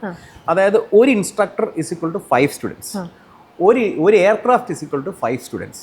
ഇത് നമ്മളുടെ മിനിമം പാരാമീറ്ററാണ്. ഇനി ഒരു എയർക്രാഫ്റ്റ് മെയിൻ്റനൻസ് എഞ്ചിനീയർ 2 എയർക്രാഫ്റ്റിന് മിനിമം 10 എയർക്രാഫ്റ്റ് വേണം. അതിനകത്ത് ഒരെണ്ണം മൾട്ടി എഞ്ചിൻ ആയിരിക്കണം. പിന്നെ 0 accidents in 12 months. Okay, 12,000 hours ഒരു ഇൻസിഡൻറ്റും ഉണ്ടായിരിക്കാൻ പാടില്ല. ഇങ്ങനെ കുറേ ആവശ്യങ്ങൾ നമുക്കുണ്ട്. ഈ ആവശ്യങ്ങൾ ഇപ്പോൾ പൂർത്തീകരിക്കുന്ന സ്കൂളുകൾ ഇവിടെ ഇല്ലാത്തതുകൊണ്ടാണ് പുറത്ത് പറക്കുന്നത്. ഇത് ഞാൻ പറഞ്ഞതല്ല. കാരണം ഇപ്പം നോക്കിക്കഴിഞ്ഞാൽ നമ്മളെ ഇന്ത്യ DGCA ഒരു റാങ്കിങ് കൊണ്ടുവന്നിട്ടുണ്ട്. അതിനകത്ത് A+, ഉണ്ട്, A ഉണ്ട്, B ഉണ്ട്, C ഉണ്ട്. ഞാൻ ഈ പറഞ്ഞ ആവശ്യങ്ങൾ പൂർത്തീകരിക്കുന്ന സ്കൂളുകളാണ് A+ലും Aയിലും ഉള്ളത്. Dയിലും Cയിലും ഉള്ള സ്കൂളുകളെ ഇപ്പോൾ ഇന്ത്യയിലുള്ളൂ. It's not that they are not good, they will get there. മനസ്സിലായി, കുറച്ചും കൂടെ ടൈം എടുക്കുമായിരിക്കും. അപ്പം we are also waiting for it. പിന്നെ രണ്ടാമത്തെ റീസൺ ഞാൻ ഇന്ത്യക്ക് പുറത്ത് വിടുന്നത് എന്താണെന്ന് വെച്ച് കഴിഞ്ഞാൽ,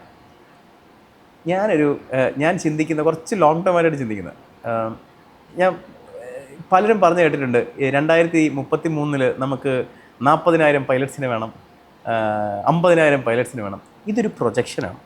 കാപ്പ ഇന്ത്യ എന്ന് പറയുന്ന ഒരു റിസർച്ച് ഫേം ഉണ്ടാക്കിയ പ്രൊജക്ഷനാണ്. ഈ പ്രൊജക്ഷൻ ബേസ് ചെയ്തിരിക്കുന്നത് നമ്മൾ 2024 തൊട്ട് 25 വരെ ഇത്ര മില്യൺ പാസഞ്ചേഴ്സ് ട്രാവൽ ചെയ്തു, ഇപ്പം ഡബിളാണ്, അപ്പോൾ ഇത്ര എയർക്രാഫ്റ്റ് വേണം. അതിനെ ബേസ് ചെയ്ത് എയർലൈനുകൾ 1000 എയർക്രാഫ്റ്റ് ഓർഡർ ചെയ്തിട്ടുണ്ട്. ഈ 1000 എയർക്രാഫ്റ്റ് ഓർഡർ ചെയ്തെന്ന് പറഞ്ഞാൽ 1000 വരണമെന്നില്ല, ചിലപ്പോൾ 200 വരുള്ളൂ, ചിലപ്പോൾ 100 വരുള്ളൂ.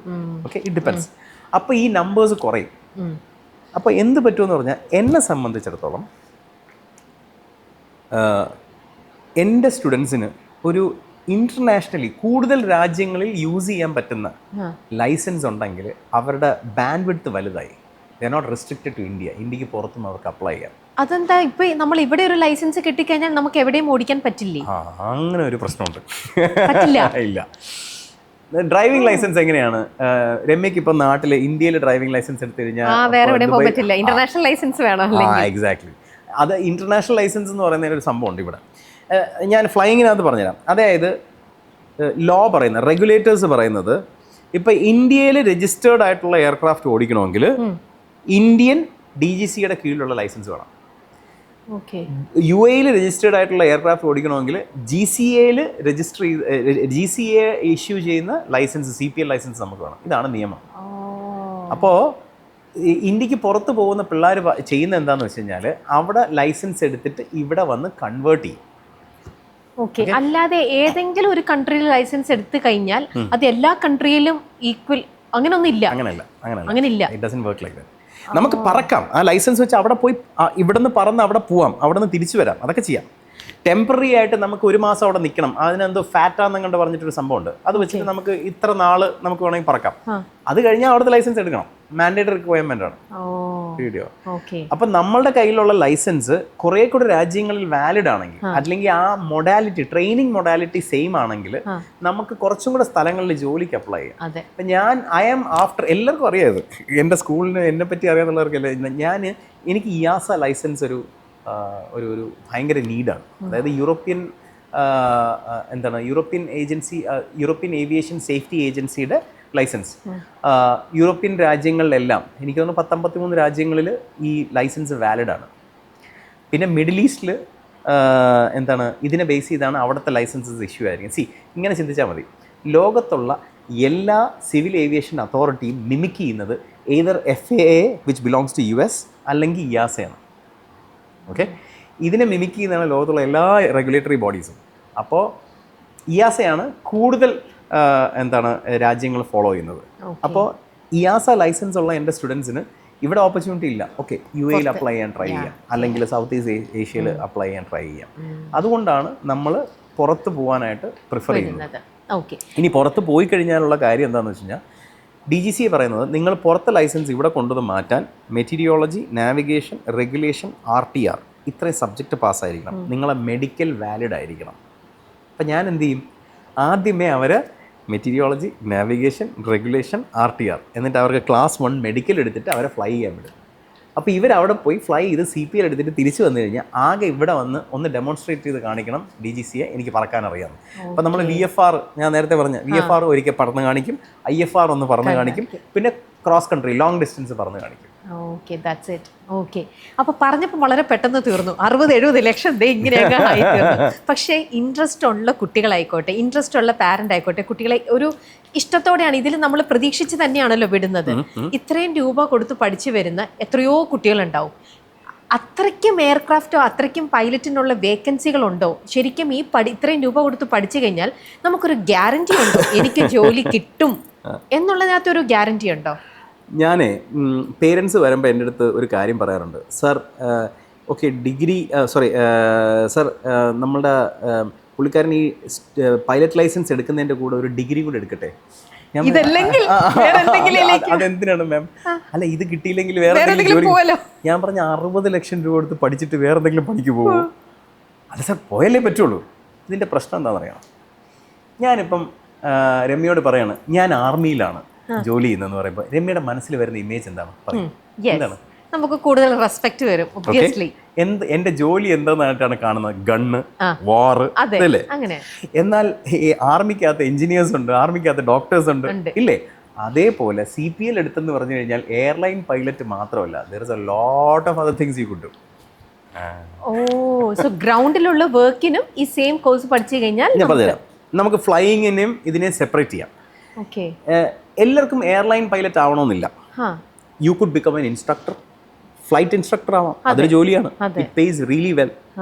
U could become aerial flying pilot, അതായത് ഏരിയൽ സർവേസ് ഒക്കെ നടത്തുന്ന പൈലറ്റ് ഉണ്ട്, ആ പൈലറ്റ് ആവാം. നമുക്ക് കാർഗോ എയർലൈൻസിൽ നമുക്ക് അപ്ലൈ ചെയ്യാം, നമുക്ക് പ്രൈവറ്റ് ചാർട്ടേഴ്സിൽ അപ്ലൈ ചെയ്യാം. ഇനി നോൺ ഫ്ലൈയിങ് ജോബ്സിലോട്ട് വരാം, നമുക്ക് ഗ്രൗണ്ട് ഇൻസ്ട്രക്ടർ ആവാം, നമുക്ക് ഫ്ലൈറ്റ് ഇൻസ്ട്രക്ടർ സിമുലേറ്റർ ഇൻസ്ട്രക്ടർ ആവാം, നമുക്ക് ഫ്ലൈറ്റ് ഡിസ്പാച്ച് എന്ന് പറയുന്നൊരു സംഭവമുണ്ട്, നമുക്കത് ചെയ്യാം. നമുക്ക് എയർക്രാഫ്റ്റ് സെയിൽസിൽ ഇറങ്ങാം, നമുക്ക് ഏവിയേഷൻ കൺസൾട്ടൻ്റ് ആവാം. These are all opportunities you have. ഇനി നേരത്തെ ചോദിച്ചത്, ഇത്രയും പൈസ മുടക്കുന്നത് പിള്ളേരെ എയർലൈനിൽ ഇരുന്ന് കാണാനല്ലേ സാർ, അപ്പോൾ പിന്നെ അവിടെ ഓപ്പർച്യൂണിറ്റീസ് ഉണ്ടോ എന്ന് പറയാം. എനിക്ക് ഈ ഇത്രായിരം പൈലറ്റ്സ് ഇത്ര സമയത്തിനുള്ളിൽ എന്ന് പറയുന്ന പരിപാടിയോട് എനിക്ക് വലിയൊരു ഡേറ്റ ഇല്ലാത്തടത്തോളം കാലം എൻ്റെ തല വർക്ക് ചെയ്യില്ല. എനിക്ക് ഡേറ്റ ഉണ്ടെങ്കിലേ വർക്ക് ചെയ്യുള്ളൂ. ഞാൻ ചിന്തിക്കുന്നത് എന്താണെന്നറിയാം, ഇപ്പോൾ ഒരു ക്രൈസിസ് ഉണ്ടായിരുന്നു ഇൻഡിഗോയുടെ. എന്തുകൊണ്ടാണ് ആ ക്രൈസിസ് ഉണ്ടായത്? There is something called flight duty timing limitation.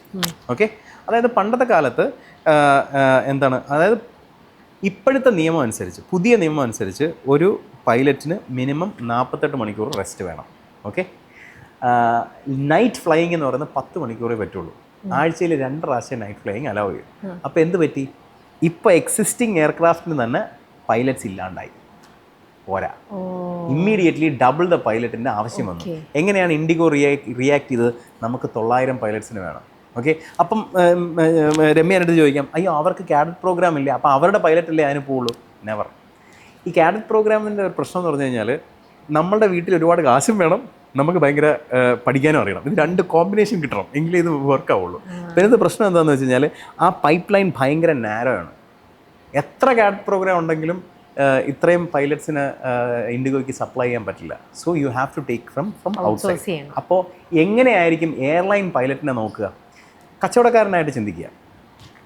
Ramya വന്നു, ജുബിൻ എന്ന് പറയുന്ന വേറൊരാൾ വന്നു, 2 പേരും വന്നിരിക്കുകയാണ് എൻ്റെ അടുത്ത് ജോലി വെച്ച്. രമ്യയ്ക്ക് ഓൾറെഡി ഒരുപാട് ട്രെയിനിങ് കിട്ടിയിരിക്കുകയാണ്. രമ്യയ്ക്ക് CPL കളയുക, അക്കൗണ്ടൻ്റായിട്ട് കാണുക. നിങ്ങൾ 2 അക്കൗണ്ടൻസ് എൻ്റെ അടുത്ത് വന്നിരിക്കുകയാണ്. ഒരാൾക്ക് ACC ഉണ്ട്, മറ്റേ എന്താണ് ഓൾറെഡി എക്സ്പീരിയൻസ് ഉണ്ട്, കുറേ ട്രെയിനിങ് ഉണ്ട്. മറ്റേ ആൾക്ക് വലുതായിട്ട് ട്രെയിനിങ് ഇല്ല, ഞാൻ ട്രെയിൻ ചെയ്യിപ്പിക്കണം. അപ്പോൾ എന്ത് ചെയ്യും? ഞാൻ കുറേ ട്രെയിനിങ് ഉള്ള ആളിനെ ആയിരിക്കും എടുക്കുക, അല്ലേ? അപ്പം നമ്മൾക്ക് അത്യാവശ്യം ട്രെയിനിങ്ങുകളുണ്ടെങ്കിൽ നമുക്ക് കുറേ കാര്യങ്ങളുണ്ട്. എന്ന് വെച്ചാൽ ജെറ്റ് ഓറിയൻറ്റേഷൻ എന്ന് പറയുന്നൊരു സംഭവമുണ്ട്. പിന്നെ അതുപോലെ തന്നെ ലോങ് ഡിസ്റ്റൻസ് ഫ്ലൈ ചെയ്ത്, അതായത് ഒരു രാജ്യത്ത് നിന്ന് വേറെ രാജ്യത്തൊക്കെ ഫ്ലൈ ചെയ്ത് പരിചയം ഉണ്ടെങ്കിൽ അവർക്കായിരിക്കും എപ്പോഴും എയർലൈൻ കൂടുതൽ ചാൻസസ് കൊടുക്കുക.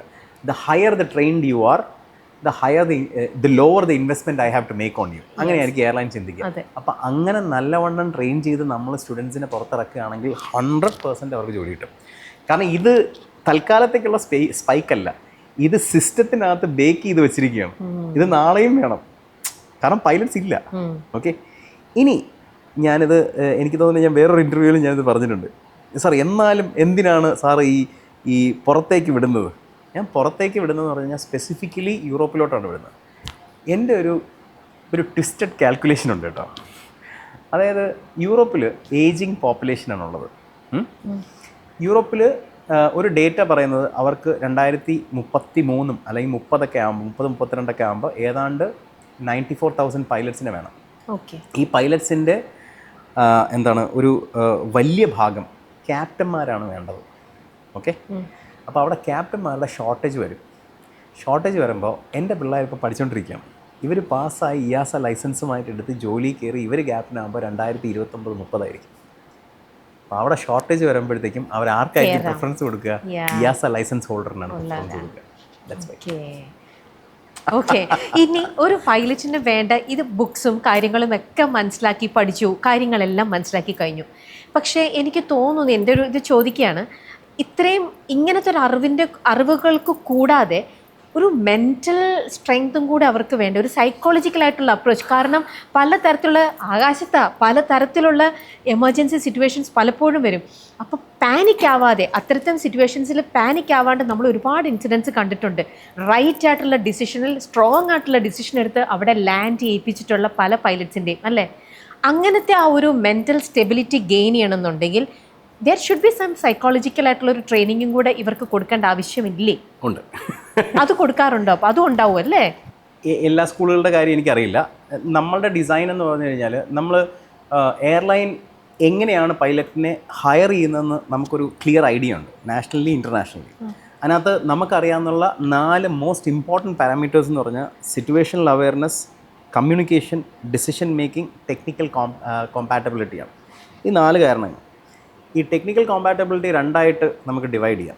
അതായത് ഫ്ലൈയിങ് സ്കിൽസ്, നോളജ്. ഇതിൽ നമ്മൾ ഓൾറെഡി ഇൻവെസ്റ്റ് ചെയ്തിട്ടുണ്ട് ഹെവിലി.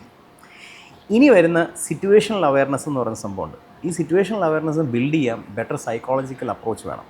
നമ്മൾ ചെയ്യുന്നത് എന്താണെന്ന് വെച്ച് കഴിഞ്ഞാൽ നമുക്ക് ഒരു സൈക്കോളജിക്കൽ ഓറിയൻറ്റേഷൻ ക്ലാസ് ഉണ്ട്. അത് മാൻഡേറ്ററി റിക്വയർമെൻ്റ് ആണ്. അതിൽ അറ്റൻഡ് ചെയ്തില്ലെങ്കിൽ നമുക്ക് സ്റ്റുഡൻസിന് എയറോ ക്രെഡിറ്റ്സ് കുറയും. നമുക്കൊരു എയറോ ക്രെഡിറ്റ് സിസ്റ്റം ഉണ്ട്. അവർ ജോയിൻ ചെയ്യുമ്പോൾ 1500 എയറോ ക്രെഡിറ്റ് കിട്ടും. അത് അവർ ഓൾവേസ് മെയിൻറ്റെയിൻ ചെയ്യണം. അത് ഇതിന് താഴെ ആക്കിയാൽ നമ്മൾ പ്രോഗ്രാമിൽ നിന്ന് ചവിട്ടി പുറത്താക്കും. അപ്പോൾ അതുകൊണ്ട് അവരുടെ മാൻഡേറ്ററി റിക്വയർമെൻ്റ് ആണ് സൈക്കോളജിക്കൽ ഓറിയൻറ്റേഷനിൽ പങ്കെടുക്കുക എന്നുള്ളത്. അതിനകത്ത് അവരുടെ ഈ പ്രശ്നങ്ങളാണ് അഡ്രസ്സ് ചെയ്യുക. Stress management, Yeah.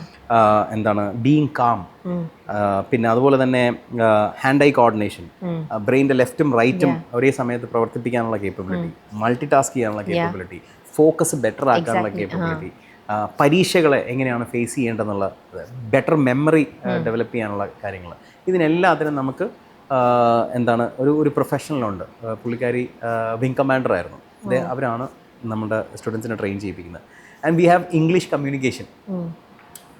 സ്റ്റുഡൻസ് കുറേ പേരൊക്കെ നല്ലോണം ചിലപ്പോൾ ഇംഗ്ലീഷിൽ സംസാരിക്കാം, പക്ഷേ ഇവരുടെ റിട്ടേൺ കമ്മ്യൂണിക്കേഷനും ഇമ്പ്രൂവ് ആക്കണം. കാരണം ഇവരുടെ അടുത്ത് ആരുടെങ്കിലും ഒരു ലീവ് ലെറ്റർ എഴുതാൻ പറഞ്ഞാലാണ് നമ്മൾ ഞെട്ടുക. മനസ്സിലായില്ലേ? അപ്പം നമ്മൾ ആസ് എ പൈലറ്റ് നമ്മൾ പലപ്പോഴും റിട്ടേൺ കമ്മ്യൂണിക്കേഷൻ നമ്മൾ ബെറ്റർ ആയിരിക്കണം. അപ്പോൾ അതിന് നമ്മൾ ട്രെയിനിങ് കൊടുക്കും. പിന്നെ വേറെ കുറേ സംഭവമുണ്ട്. നമ്മൾ BLS ട്രെയിനിങ് കൊടുക്കും. അതായത് ബേസിക് ലൈഫ് സപ്പോർട്ട് എന്ന് പറയും. ഒരാൾക്ക് ഹാർട്ട് അറ്റാക്ക് വന്നാൽ, ഒരാൾക്ക് പൾസ് ലോ ആയാൽ അതിനെങ്ങനെ നമ്മൾ ഹെൽപ്പ് ചെയ്യണം എന്നുള്ളതിന് BLS ട്രെയിനിങ് അത് ഉണ്ടാവും. പിന്നെ അവർക്ക് പ്രിൻസിപ്പിൾസ് ഓഫ് ഫ്ലൈറ്റ് പഠിപ്പിക്കും. പിന്നെ അവർക്ക് സിമുലേറ്റർ ട്രെയിനിങ് ഉണ്ടാവും. നമ്മളുടെ സ്കൂളിൽ നമുക്ക് മാൻഡേറ്ററി റിക്വയർമെൻ്റ് ആണ് സിമുലേറ്റർ ട്രെയിനിങ്. അതായത് ഇന്ത്യക്ക് പുറത്ത് പോയി അവർ ഫ്ലൈ ചെയ്യാൻ പോകുന്ന എയർക്രാഫ്റ്റ് സെസ്ന 172 ആയിരിക്കും. ആ എയർക്രാഫ്റ്റിൻ്റെ വിഷ്വലി ഫ്ലൈ ചെയ്യാൻ പറ്റുന്ന സിമുലേറ്റർ വെർഷൻ നമ്മളുടെ കയ്യിലുണ്ട്. അതിനകത്ത് മാൻഡേറ്ററി ആയിട്ട് 20 മണിക്കൂർ ട്രെയിൻ ചെയ്തിരിക്കണം.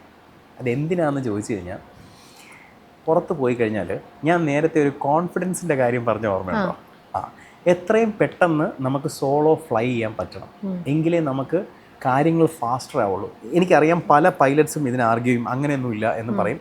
പക്ഷേ trust me, faster the solo better you can become independent. അതായത് നമ്മൾ സോളോ ഒറ്റയ്ക്ക് പറക്കുമ്പോഴാണ് നമ്മൾ എയർക്രാഫ്റ്റ് ഫീൽ ചെയ്യുക. അവിടെ നിന്നാണ് ബാക്കിയുള്ള എല്ലാം ബിൽഡ് ചെയ്യുക. അപ്പോൾ ഇതിനെന്ത് വേണം? CFIക്ക് കോൺഫിഡൻസ് വേണം. ഓക്കെ, ഇനി ഞാൻ കുറച്ച് ടെക്നിക്കൽ കാര്യം പറയാൻ പോകുന്നത്. നമ്മൾ എയർക്രാഫ്റ്റ് ഓടിക്കുമ്പോൾ എയർക്രാഫ്റ്റ് തിരിക്കുന്നത് എങ്ങനെയാണെന്നറിയാം? ഇത് വെച്ചല്ല തിരിക്കുന്നത്. ആക്ച്വലി പെഡൽ വെച്ചിട്ടാണ് തിരിക്കുന്നത്. റഡർ പെഡൽ വെച്ചിട്ടാണ് തിരിക്കുന്നത്. റൈറ്റിലോട്ട് പെഡൽ ചവിട്ടി കഴിഞ്ഞാൽ റൈറ്റിലോട്ട് തിരിക്കും, ലെഫ്റ്റിലോട്ട് പെഡൽ ചവിട്ടി കഴിഞ്ഞാൽ ലെഫ്റ്റിലോട്ട് തിരിക്കും. ഇത് കൺട്രോൾ ചെയ്യുന്ന ബാക്കിലുള്ള റഡറിനെയാണ് കൺട്രോൾ ചെയ്യുക. ഈ ഫിന്നിൻ്റെ ബാക്കിൽ ഇങ്ങനെ ഒരു സാധനമില്ല, അതിനെയാണ് കൺട്രോൾ ചെയ്യുക, ഈ റഡർ പെഡൽ. അപ്പോൾ ഇത് നമ്മൾ ഫ്രണ്ടിലേക്ക്, അത് എയർക്രാഫ്റ്റ് ഓണാക്കി പ്രൊപ്പല്ലർ ഓണാക്കി കഴിയുമ്പോഴത്തേക്കും എയർക്രാഫ്റ്റിന് ലെഫ്റ്റിലേക്ക് ടേൺ ചെയ്യുന്ന, അല്ലെങ്കിൽ എനിക്ക് ലെഫ്റ്റിലോട്ട് ടേൺ ചെയ്യുന്ന ഒരു പ്രശ്നമുണ്ട്. അപ്പോൾ അത് നമ്മൾ പെഡൽ വെച്ചിട്ടാണ് കറക്റ്റ് ചെയ്യുക. ഇനി ഇങ്ങനെ ചവിട്ടി കഴിഞ്ഞാൽ റൈറ്റിലോട്ടും, ഇങ്ങനെ ചവിട്ടി കഴിഞ്ഞാൽ ലെഫ്റ്റിലോട്ടാണ്, ഇങ്ങനെ ചവിട്ടി കഴിഞ്ഞാൽ ബ്രേക്കുമാണ്. ഓക്കെ, ഇതെല്ലാവർക്കും തെറ്റും. ടാക്സി ചെയ്ത് തുടങ്ങുമ്പം ഇത് ഭയങ്കര ബുദ്ധിമുട്ടായിരിക്കും. ഇവിടെ എൻ്റെ പിള്ളേർ ടാക്സി ചെയ്തിട്ടാണ് പോകുന്നത്. അവിടെ ചെന്ന് കഴിഞ്ഞാൽ അവർ ഇമ്മീഡിയറ്റ്ലി സ്ട്രെയിറ്റ് ലൈനിൽ ടാക്സി ചെയ്യും. അപ്പോൾ ആദ്യം CFI ഞെട്ടും. കൊള്ളാമല്ലോ, മൃഗാണല്ലോ, പിടിയോ. ഇവർ ഓൾറെഡി ടേക്ക് ഓഫും ലാൻഡിങ്ങും സർക്യൂട്ട്സും ഓൾറെഡി പ്രാക്ടീസ് ചെയ്തിട്ടാണ് പോകുന്നത്. ഈ പ്രാക്ടീസ് ചെയ്ത് പോകുന്നതുകൊണ്ടുള്ള അഡ്വാൻറ്റേജ് എന്താണ്? എൻ്റെ പിള്ളേരെല്ലാവരും ഇപ്പോൾ, എൻ്റെ സ്റ്റുഡൻസ് എല്ലാവരും സോളോയ്ക്ക് റെഡി ആയിക്കൊണ്ടിരിക്കുകയാണ്. എൻ്റെ കഴിഞ്ഞ ഇൻ്റർവ്യൂവിനൊക്കെ ജബിൻ എന്ന് പറയുന്നൊരു സ്റ്റുഡൻ്റ് ഉണ്ടായിരുന്നു. പുള്ളിക്ക് 35 വയസ്സാണ്. പുള്ളി സ്വന്തമായി പൈസ ഉണ്ടാക്കി കഷ്ടപ്പെട്ട് ആ കാശ് വെച്ചിട്ട് പൈലറ്റ് ആകാൻ പോയിരിക്കുന്നത്. ഇപ്പോൾ പുള്ളി സഹിതം, എൻ്റെ മോള് സഹിതം എല്ലാവരും സോളോ ഫ്ലൈ ചെയ്യാൻ റെഡി ആയിരിക്കുകയാണ്.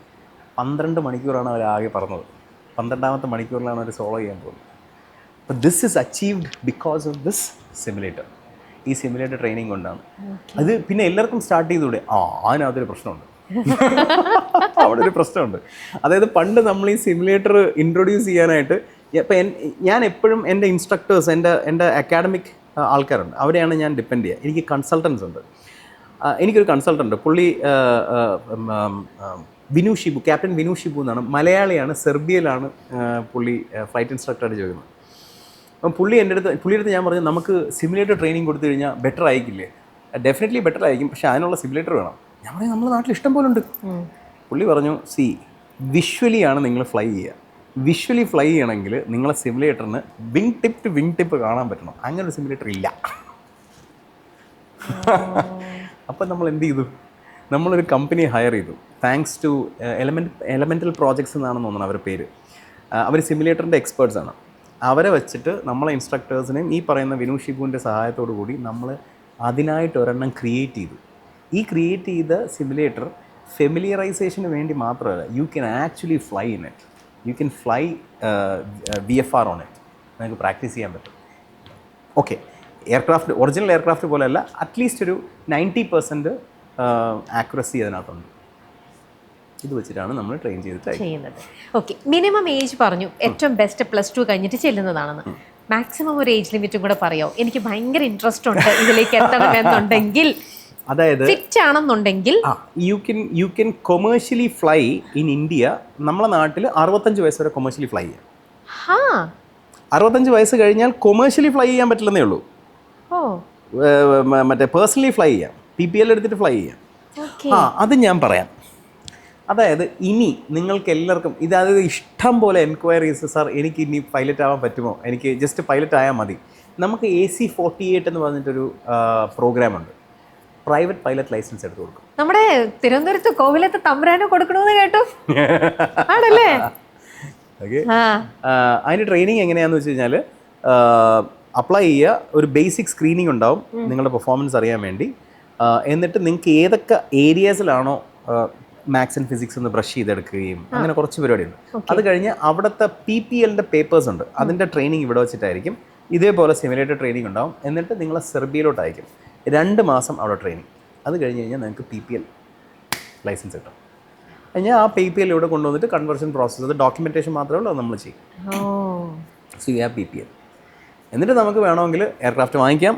എയർക്രാഫ്റ്റ് വാങ്ങിക്കുകയാണെങ്കിൽ നമ്മൾ അസിസ്റ്റ് ചെയ്യും ആ പ്രോസസ്സിനകത്ത്. അല്ല നിങ്ങൾക്ക് റെന്റലിന് ഫ്ലൈ ചെയ്യണമെങ്കിൽ അതും പറ്റും. നമ്മള് ടാക്സിക്ക് വണ്ടി എടുത്തിട്ട് ഓടിക്കുന്ന പോലെ അല്ലേ, റെന്റ് കാർ എടുക്കുന്ന പോലെ. ഇന്ത്യയിൽ ചില സ്ഥലങ്ങളിൽ നമുക്ക് റെന്റിന് കിട്ടുന്നുണ്ട്. റെന്റ് കാർ എടുക്കുന്ന പോലെ നമ്മൾ ഇത് പഠിച്ചു കഴിഞ്ഞാൽ ലൈസൻസ് ഉണ്ടെങ്കിൽ നമുക്ക് ചെയ്യാൻ. Actually you could do this. നമുക്ക് ഡയമണ്ട് DA40 എന്ന് പറയുന്ന എയർക്രാഫ്റ്റ് ഉണ്ട്. ഇതുണ്ടെങ്കിൽ നിങ്ങൾക്ക് പേഴ്സണലി ട്രിവാൻഡ്രം, കൊച്ചി. പക്ഷെ അതിന്റെ കൂടെ നമുക്ക് നമ്മുടെ ഫാമിലി അക്കമ്പനി കൊണ്ടുപോകാൻ പറ്റുമോ, അതോ പേഴ്സണൽ ആണ്? You can. ഫാമിലി കൊണ്ടുപോകാൻ പറ്റും. ഈ എയർക്രാഫ്റ്റ്സ് ഒക്കെ കുഞ്ഞ് എയർക്രാഫ്റ്റ് ആണ്. General aviation aircrafts are very small. 4 പേർക്കൊക്കെ പറ്റുള്ളൂ. പക്ഷേ യു കുഡ് ട്രാവൽ. ഒരുപാട് നെസസിറ്റി ഉണ്ട് കേട്ടോ. ഇപ്പം എന്റർടൈൻമെന്റ് ഇൻഡസ്ട്രിയിൽ ഞാൻ ആൾക്കാരെ പേര് പറയുന്നില്ല, പലരും എന്താണ് അവരാലോചിക്കുമ്പം കാർത്തിക് ഇത് കൊള്ളാലടാ, ഇത് ഇപ്പൊ എനിക്ക് ഷൂട്ട് അവിടെ ഉണ്ടെങ്കിൽ ഞാൻ ഇവിടെ അവിടെ ടെക്നിക്കലി അങ്ങനെ പറ്റില്ല. കാരണം ഫ്ലൈറ്റ് പ്ലാനിങ് എന്ന് പറഞ്ഞ സംഭവമുണ്ട്. നിങ്ങളുടെ ഫ്ലൈറ്റ് ആരെങ്കിലും മാനേജ് ചെയ്യാനുണ്ടെങ്കിൽ നമ്മൾ മാനേജ് ചെയ്യും. AC48 പ്രോഗ്രാമിന്റെ ഭാഗമാണ്. നിങ്ങൾക്ക് എയർക്രാഫ്റ്റ് എടുക്കുകയാണെങ്കിൽ അത് മാനേജ് ചെയ്യുന്നത് നമ്മളായിരിക്കും. അപ്പോൾ നേരത്തെ കൂട്ടി നാളെ പോകുന്നുണ്ട് പ്ലാൻ ചെയ്ത് കഴിഞ്ഞാൽ യു കുഡ്. പക്ഷെ ആ സൈക്കിള് വരണം. ഒരുപാട് സ്ട്രെസ് പരിപാടി പറ്റില്ല. Bright idea. കാരണം ഇന്ത്യയിൽ ഫ്ലൈ ചെയ്യാന്ന് പറഞ്ഞു കഴിഞ്ഞാൽ നമുക്ക് വെതർ ഒരു നല്ല ചലഞ്ചാണ്. നമ്മൾ പറന്ന് പൊങ്ങുന്ന സമയത്ത് വെതർ ആയിരിക്കില്ല ലാൻഡ്. പിന്നെ അതുപോലെ തന്നെ ഇവർ VFR ആണ് ഫ്ലൈ ചെയ്യുന്നത്. VFR കണ്ടീഷൻസ് ഉണ്ടെങ്കിലേ ഫ്ലൈ ചെയ്യാൻ പറ്റുള്ളൂ. എന്ന് വെച്ച് കഴിഞ്ഞാൽ വിസിബിലിറ്റി ഇത്ര വേണം, പിന്നെ ഒരുപാട് മേഘം ഉണ്ടാവരുത്. കാരണം താഴെ കാണാൻ പറ്റണം, എങ്കിലേ പോകാൻ പറ്റുള്ളൂ. കാണാൻ പറ്റില്ലെങ്കിൽ അറിഞ്ഞൂടെ എവിടെ ഇരിക്കണമെന്ന്. VFR കണ്ടീഷൻസിലേ ഫ്ലൈ ചെയ്യാൻ പറ്റുള്ളൂ. അല്ലെങ്കിൽ പിന്നെ ഇൻസ്ട്രുമെന്റ് റേറ്റിംഗ് സെപ്പറേറ്റ് എടുക്കണം. നമുക്ക് പോയി ഇൻസ്ട്രുമെന്റ് റേറ്റിംഗ് എടുക്കാം. ഓക്കെ, ഇനി നമ്മൾ ഇവിടെ നമ്മുടെ റോഡിൽ നമ്മളിവിടെ ഡ്രൈവ് ചെയ്തുകൊണ്ടിരിക്കുന്ന സമയത്ത് ഇടയ്ക്കിടയ്ക്ക് ചെക്കിങ്ങും കാര്യങ്ങളും പോലീസ് ഊതിപ്പിക്കലും പരിപാടികളും ഇതൊക്കെ ഉണ്ടല്ലോ. അതൊക്കെ നമ്മുടെ ഇവിടുത്തെ ഡ്രൈവേഴ്സ് ഫേസ് ചെയ്യുന്ന കുറെ ഇഷ്യൂസ്. ഇതേപോലെ തന്നെ എയർക്രാഫ്റ്റ് ഓടിക്കുന്ന ആ പൈലറ്റ്സിനും കയറുന്നതിന് മുമ്പേ അവർക്കും ഇത്തരത്തിലുള്ള ഒരു ഫിസിക്കൽ ഒരു ചെക്കിങ്ങും കാര്യങ്ങളും. അവർക്ക് റാൻഡം ഡ്രഗ് ടെസ്റ്റ് ഉണ്ടാവും, അവർക്ക് ബ്രെത്തലൈസർ ടെസ്റ്റ് ഉണ്ടാവും. ഓരോ ഫ്ലൈറ്റിന് മുമ്പ് അവർ ബ്രെത്തലൈസർ എന്താണ് ഉണ്ട്. പിന്നെ യൂറിൻ ടെസ്റ്റ് ഉണ്ടാവും. ഡ്രഗ് ഉണ്ടെങ്കിൽ യൂറിൻ ഉണ്ടാവും, യൂറിൻ ടെസ്റ്റ് ഉണ്ടാവും. അത് ഓരോ ഫ്ലൈറ്റിന് മുമ്പേയും ചെക്ക് ചെയ്യും. ബ്രെത്തലൈസർ ടെസ്റ്റ് ഓരോ ഇതിന് മുമ്പ് ഉണ്ടാവും. പിന്നെ റാൻഡം ആയിട്ട് അല്ലാതെ ബ്ലഡ് ടെസ്റ്റും ഇതും ഉണ്ടാവും, ഡ്രഗ് ടെസ്റ്റും ഉണ്ടാവും. അത് മാൻഡേറ്ററി ആണ്, എല്ലായിടത്തും ഉണ്ടത്. Everywhere it is there. UAE എൻ്റെ അറിവിൽ എനിക്ക് UAE റെഗുലേഷൻസ് ആണ് കുറച്ചും കൂടെ കൂടുതൽ അറിയാവുന്നത്. കാരണം ഞാൻ അവിടെ റാസൽ ഖൈമ എയർപോർട്ടിൻ്റെ aviation director. So you had access to this. അപ്പോൾ അവിടെ കുറച്ച് എൻ്റെ അറിവിൽ ഇവിടുത്തെ കാലം ഭയങ്കര സ്ട്രിക്റ്റ് ആണ്. റുട്ടീൻ ചെക്സ് ഭയങ്കര ഹൈ ആണ്. നമ്പർ ഓഫ് റുട്ടീൻ ചെക്സ് ഭയങ്കര ഹൈ ആണ്. അപ്പോൾ അതുകൊണ്ട് പേടിക്കണ്ട.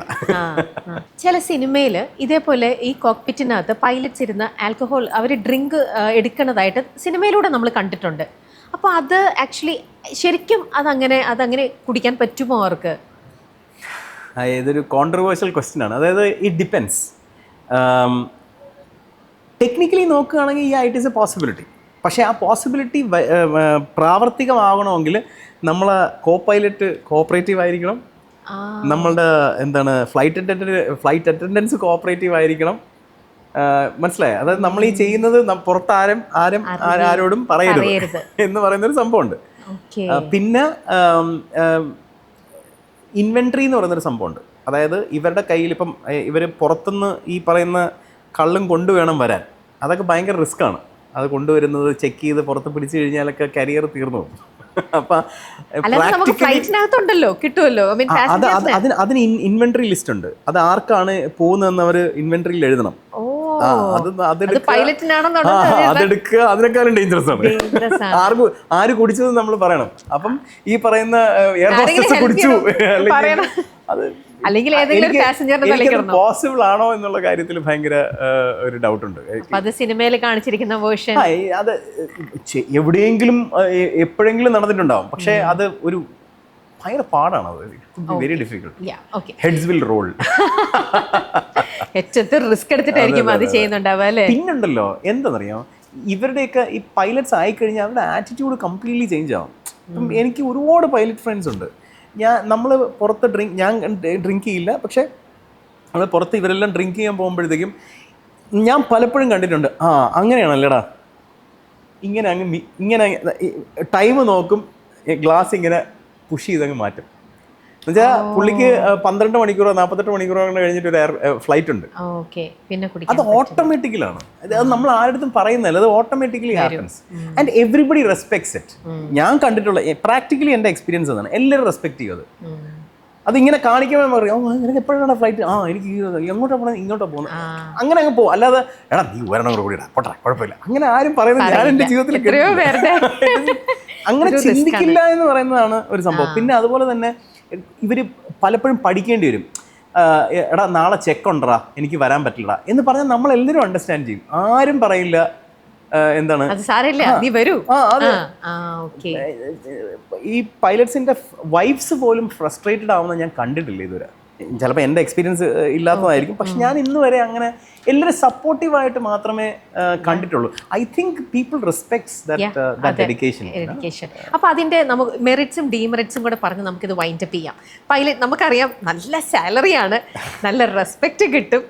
അങ്ങനത്തെ മെറിറ്റ്സ് നമുക്ക് കുറച്ചും കൂടെ അറിയാം അല്ലേ. ആ ഒരു ഡിഗ്നിഫൈഡ് ആയിട്ടുള്ള ഒരു സംഭവമാണ്. ഡീമെറിറ്റ്സ് എന്ന് പറയുന്നത് നമ്മളുടെ ഏർലി കരിയർ നമുക്ക് ഒരുപാട് സ്ട്രഗിൾ ചെയ്യേണ്ടി വരും.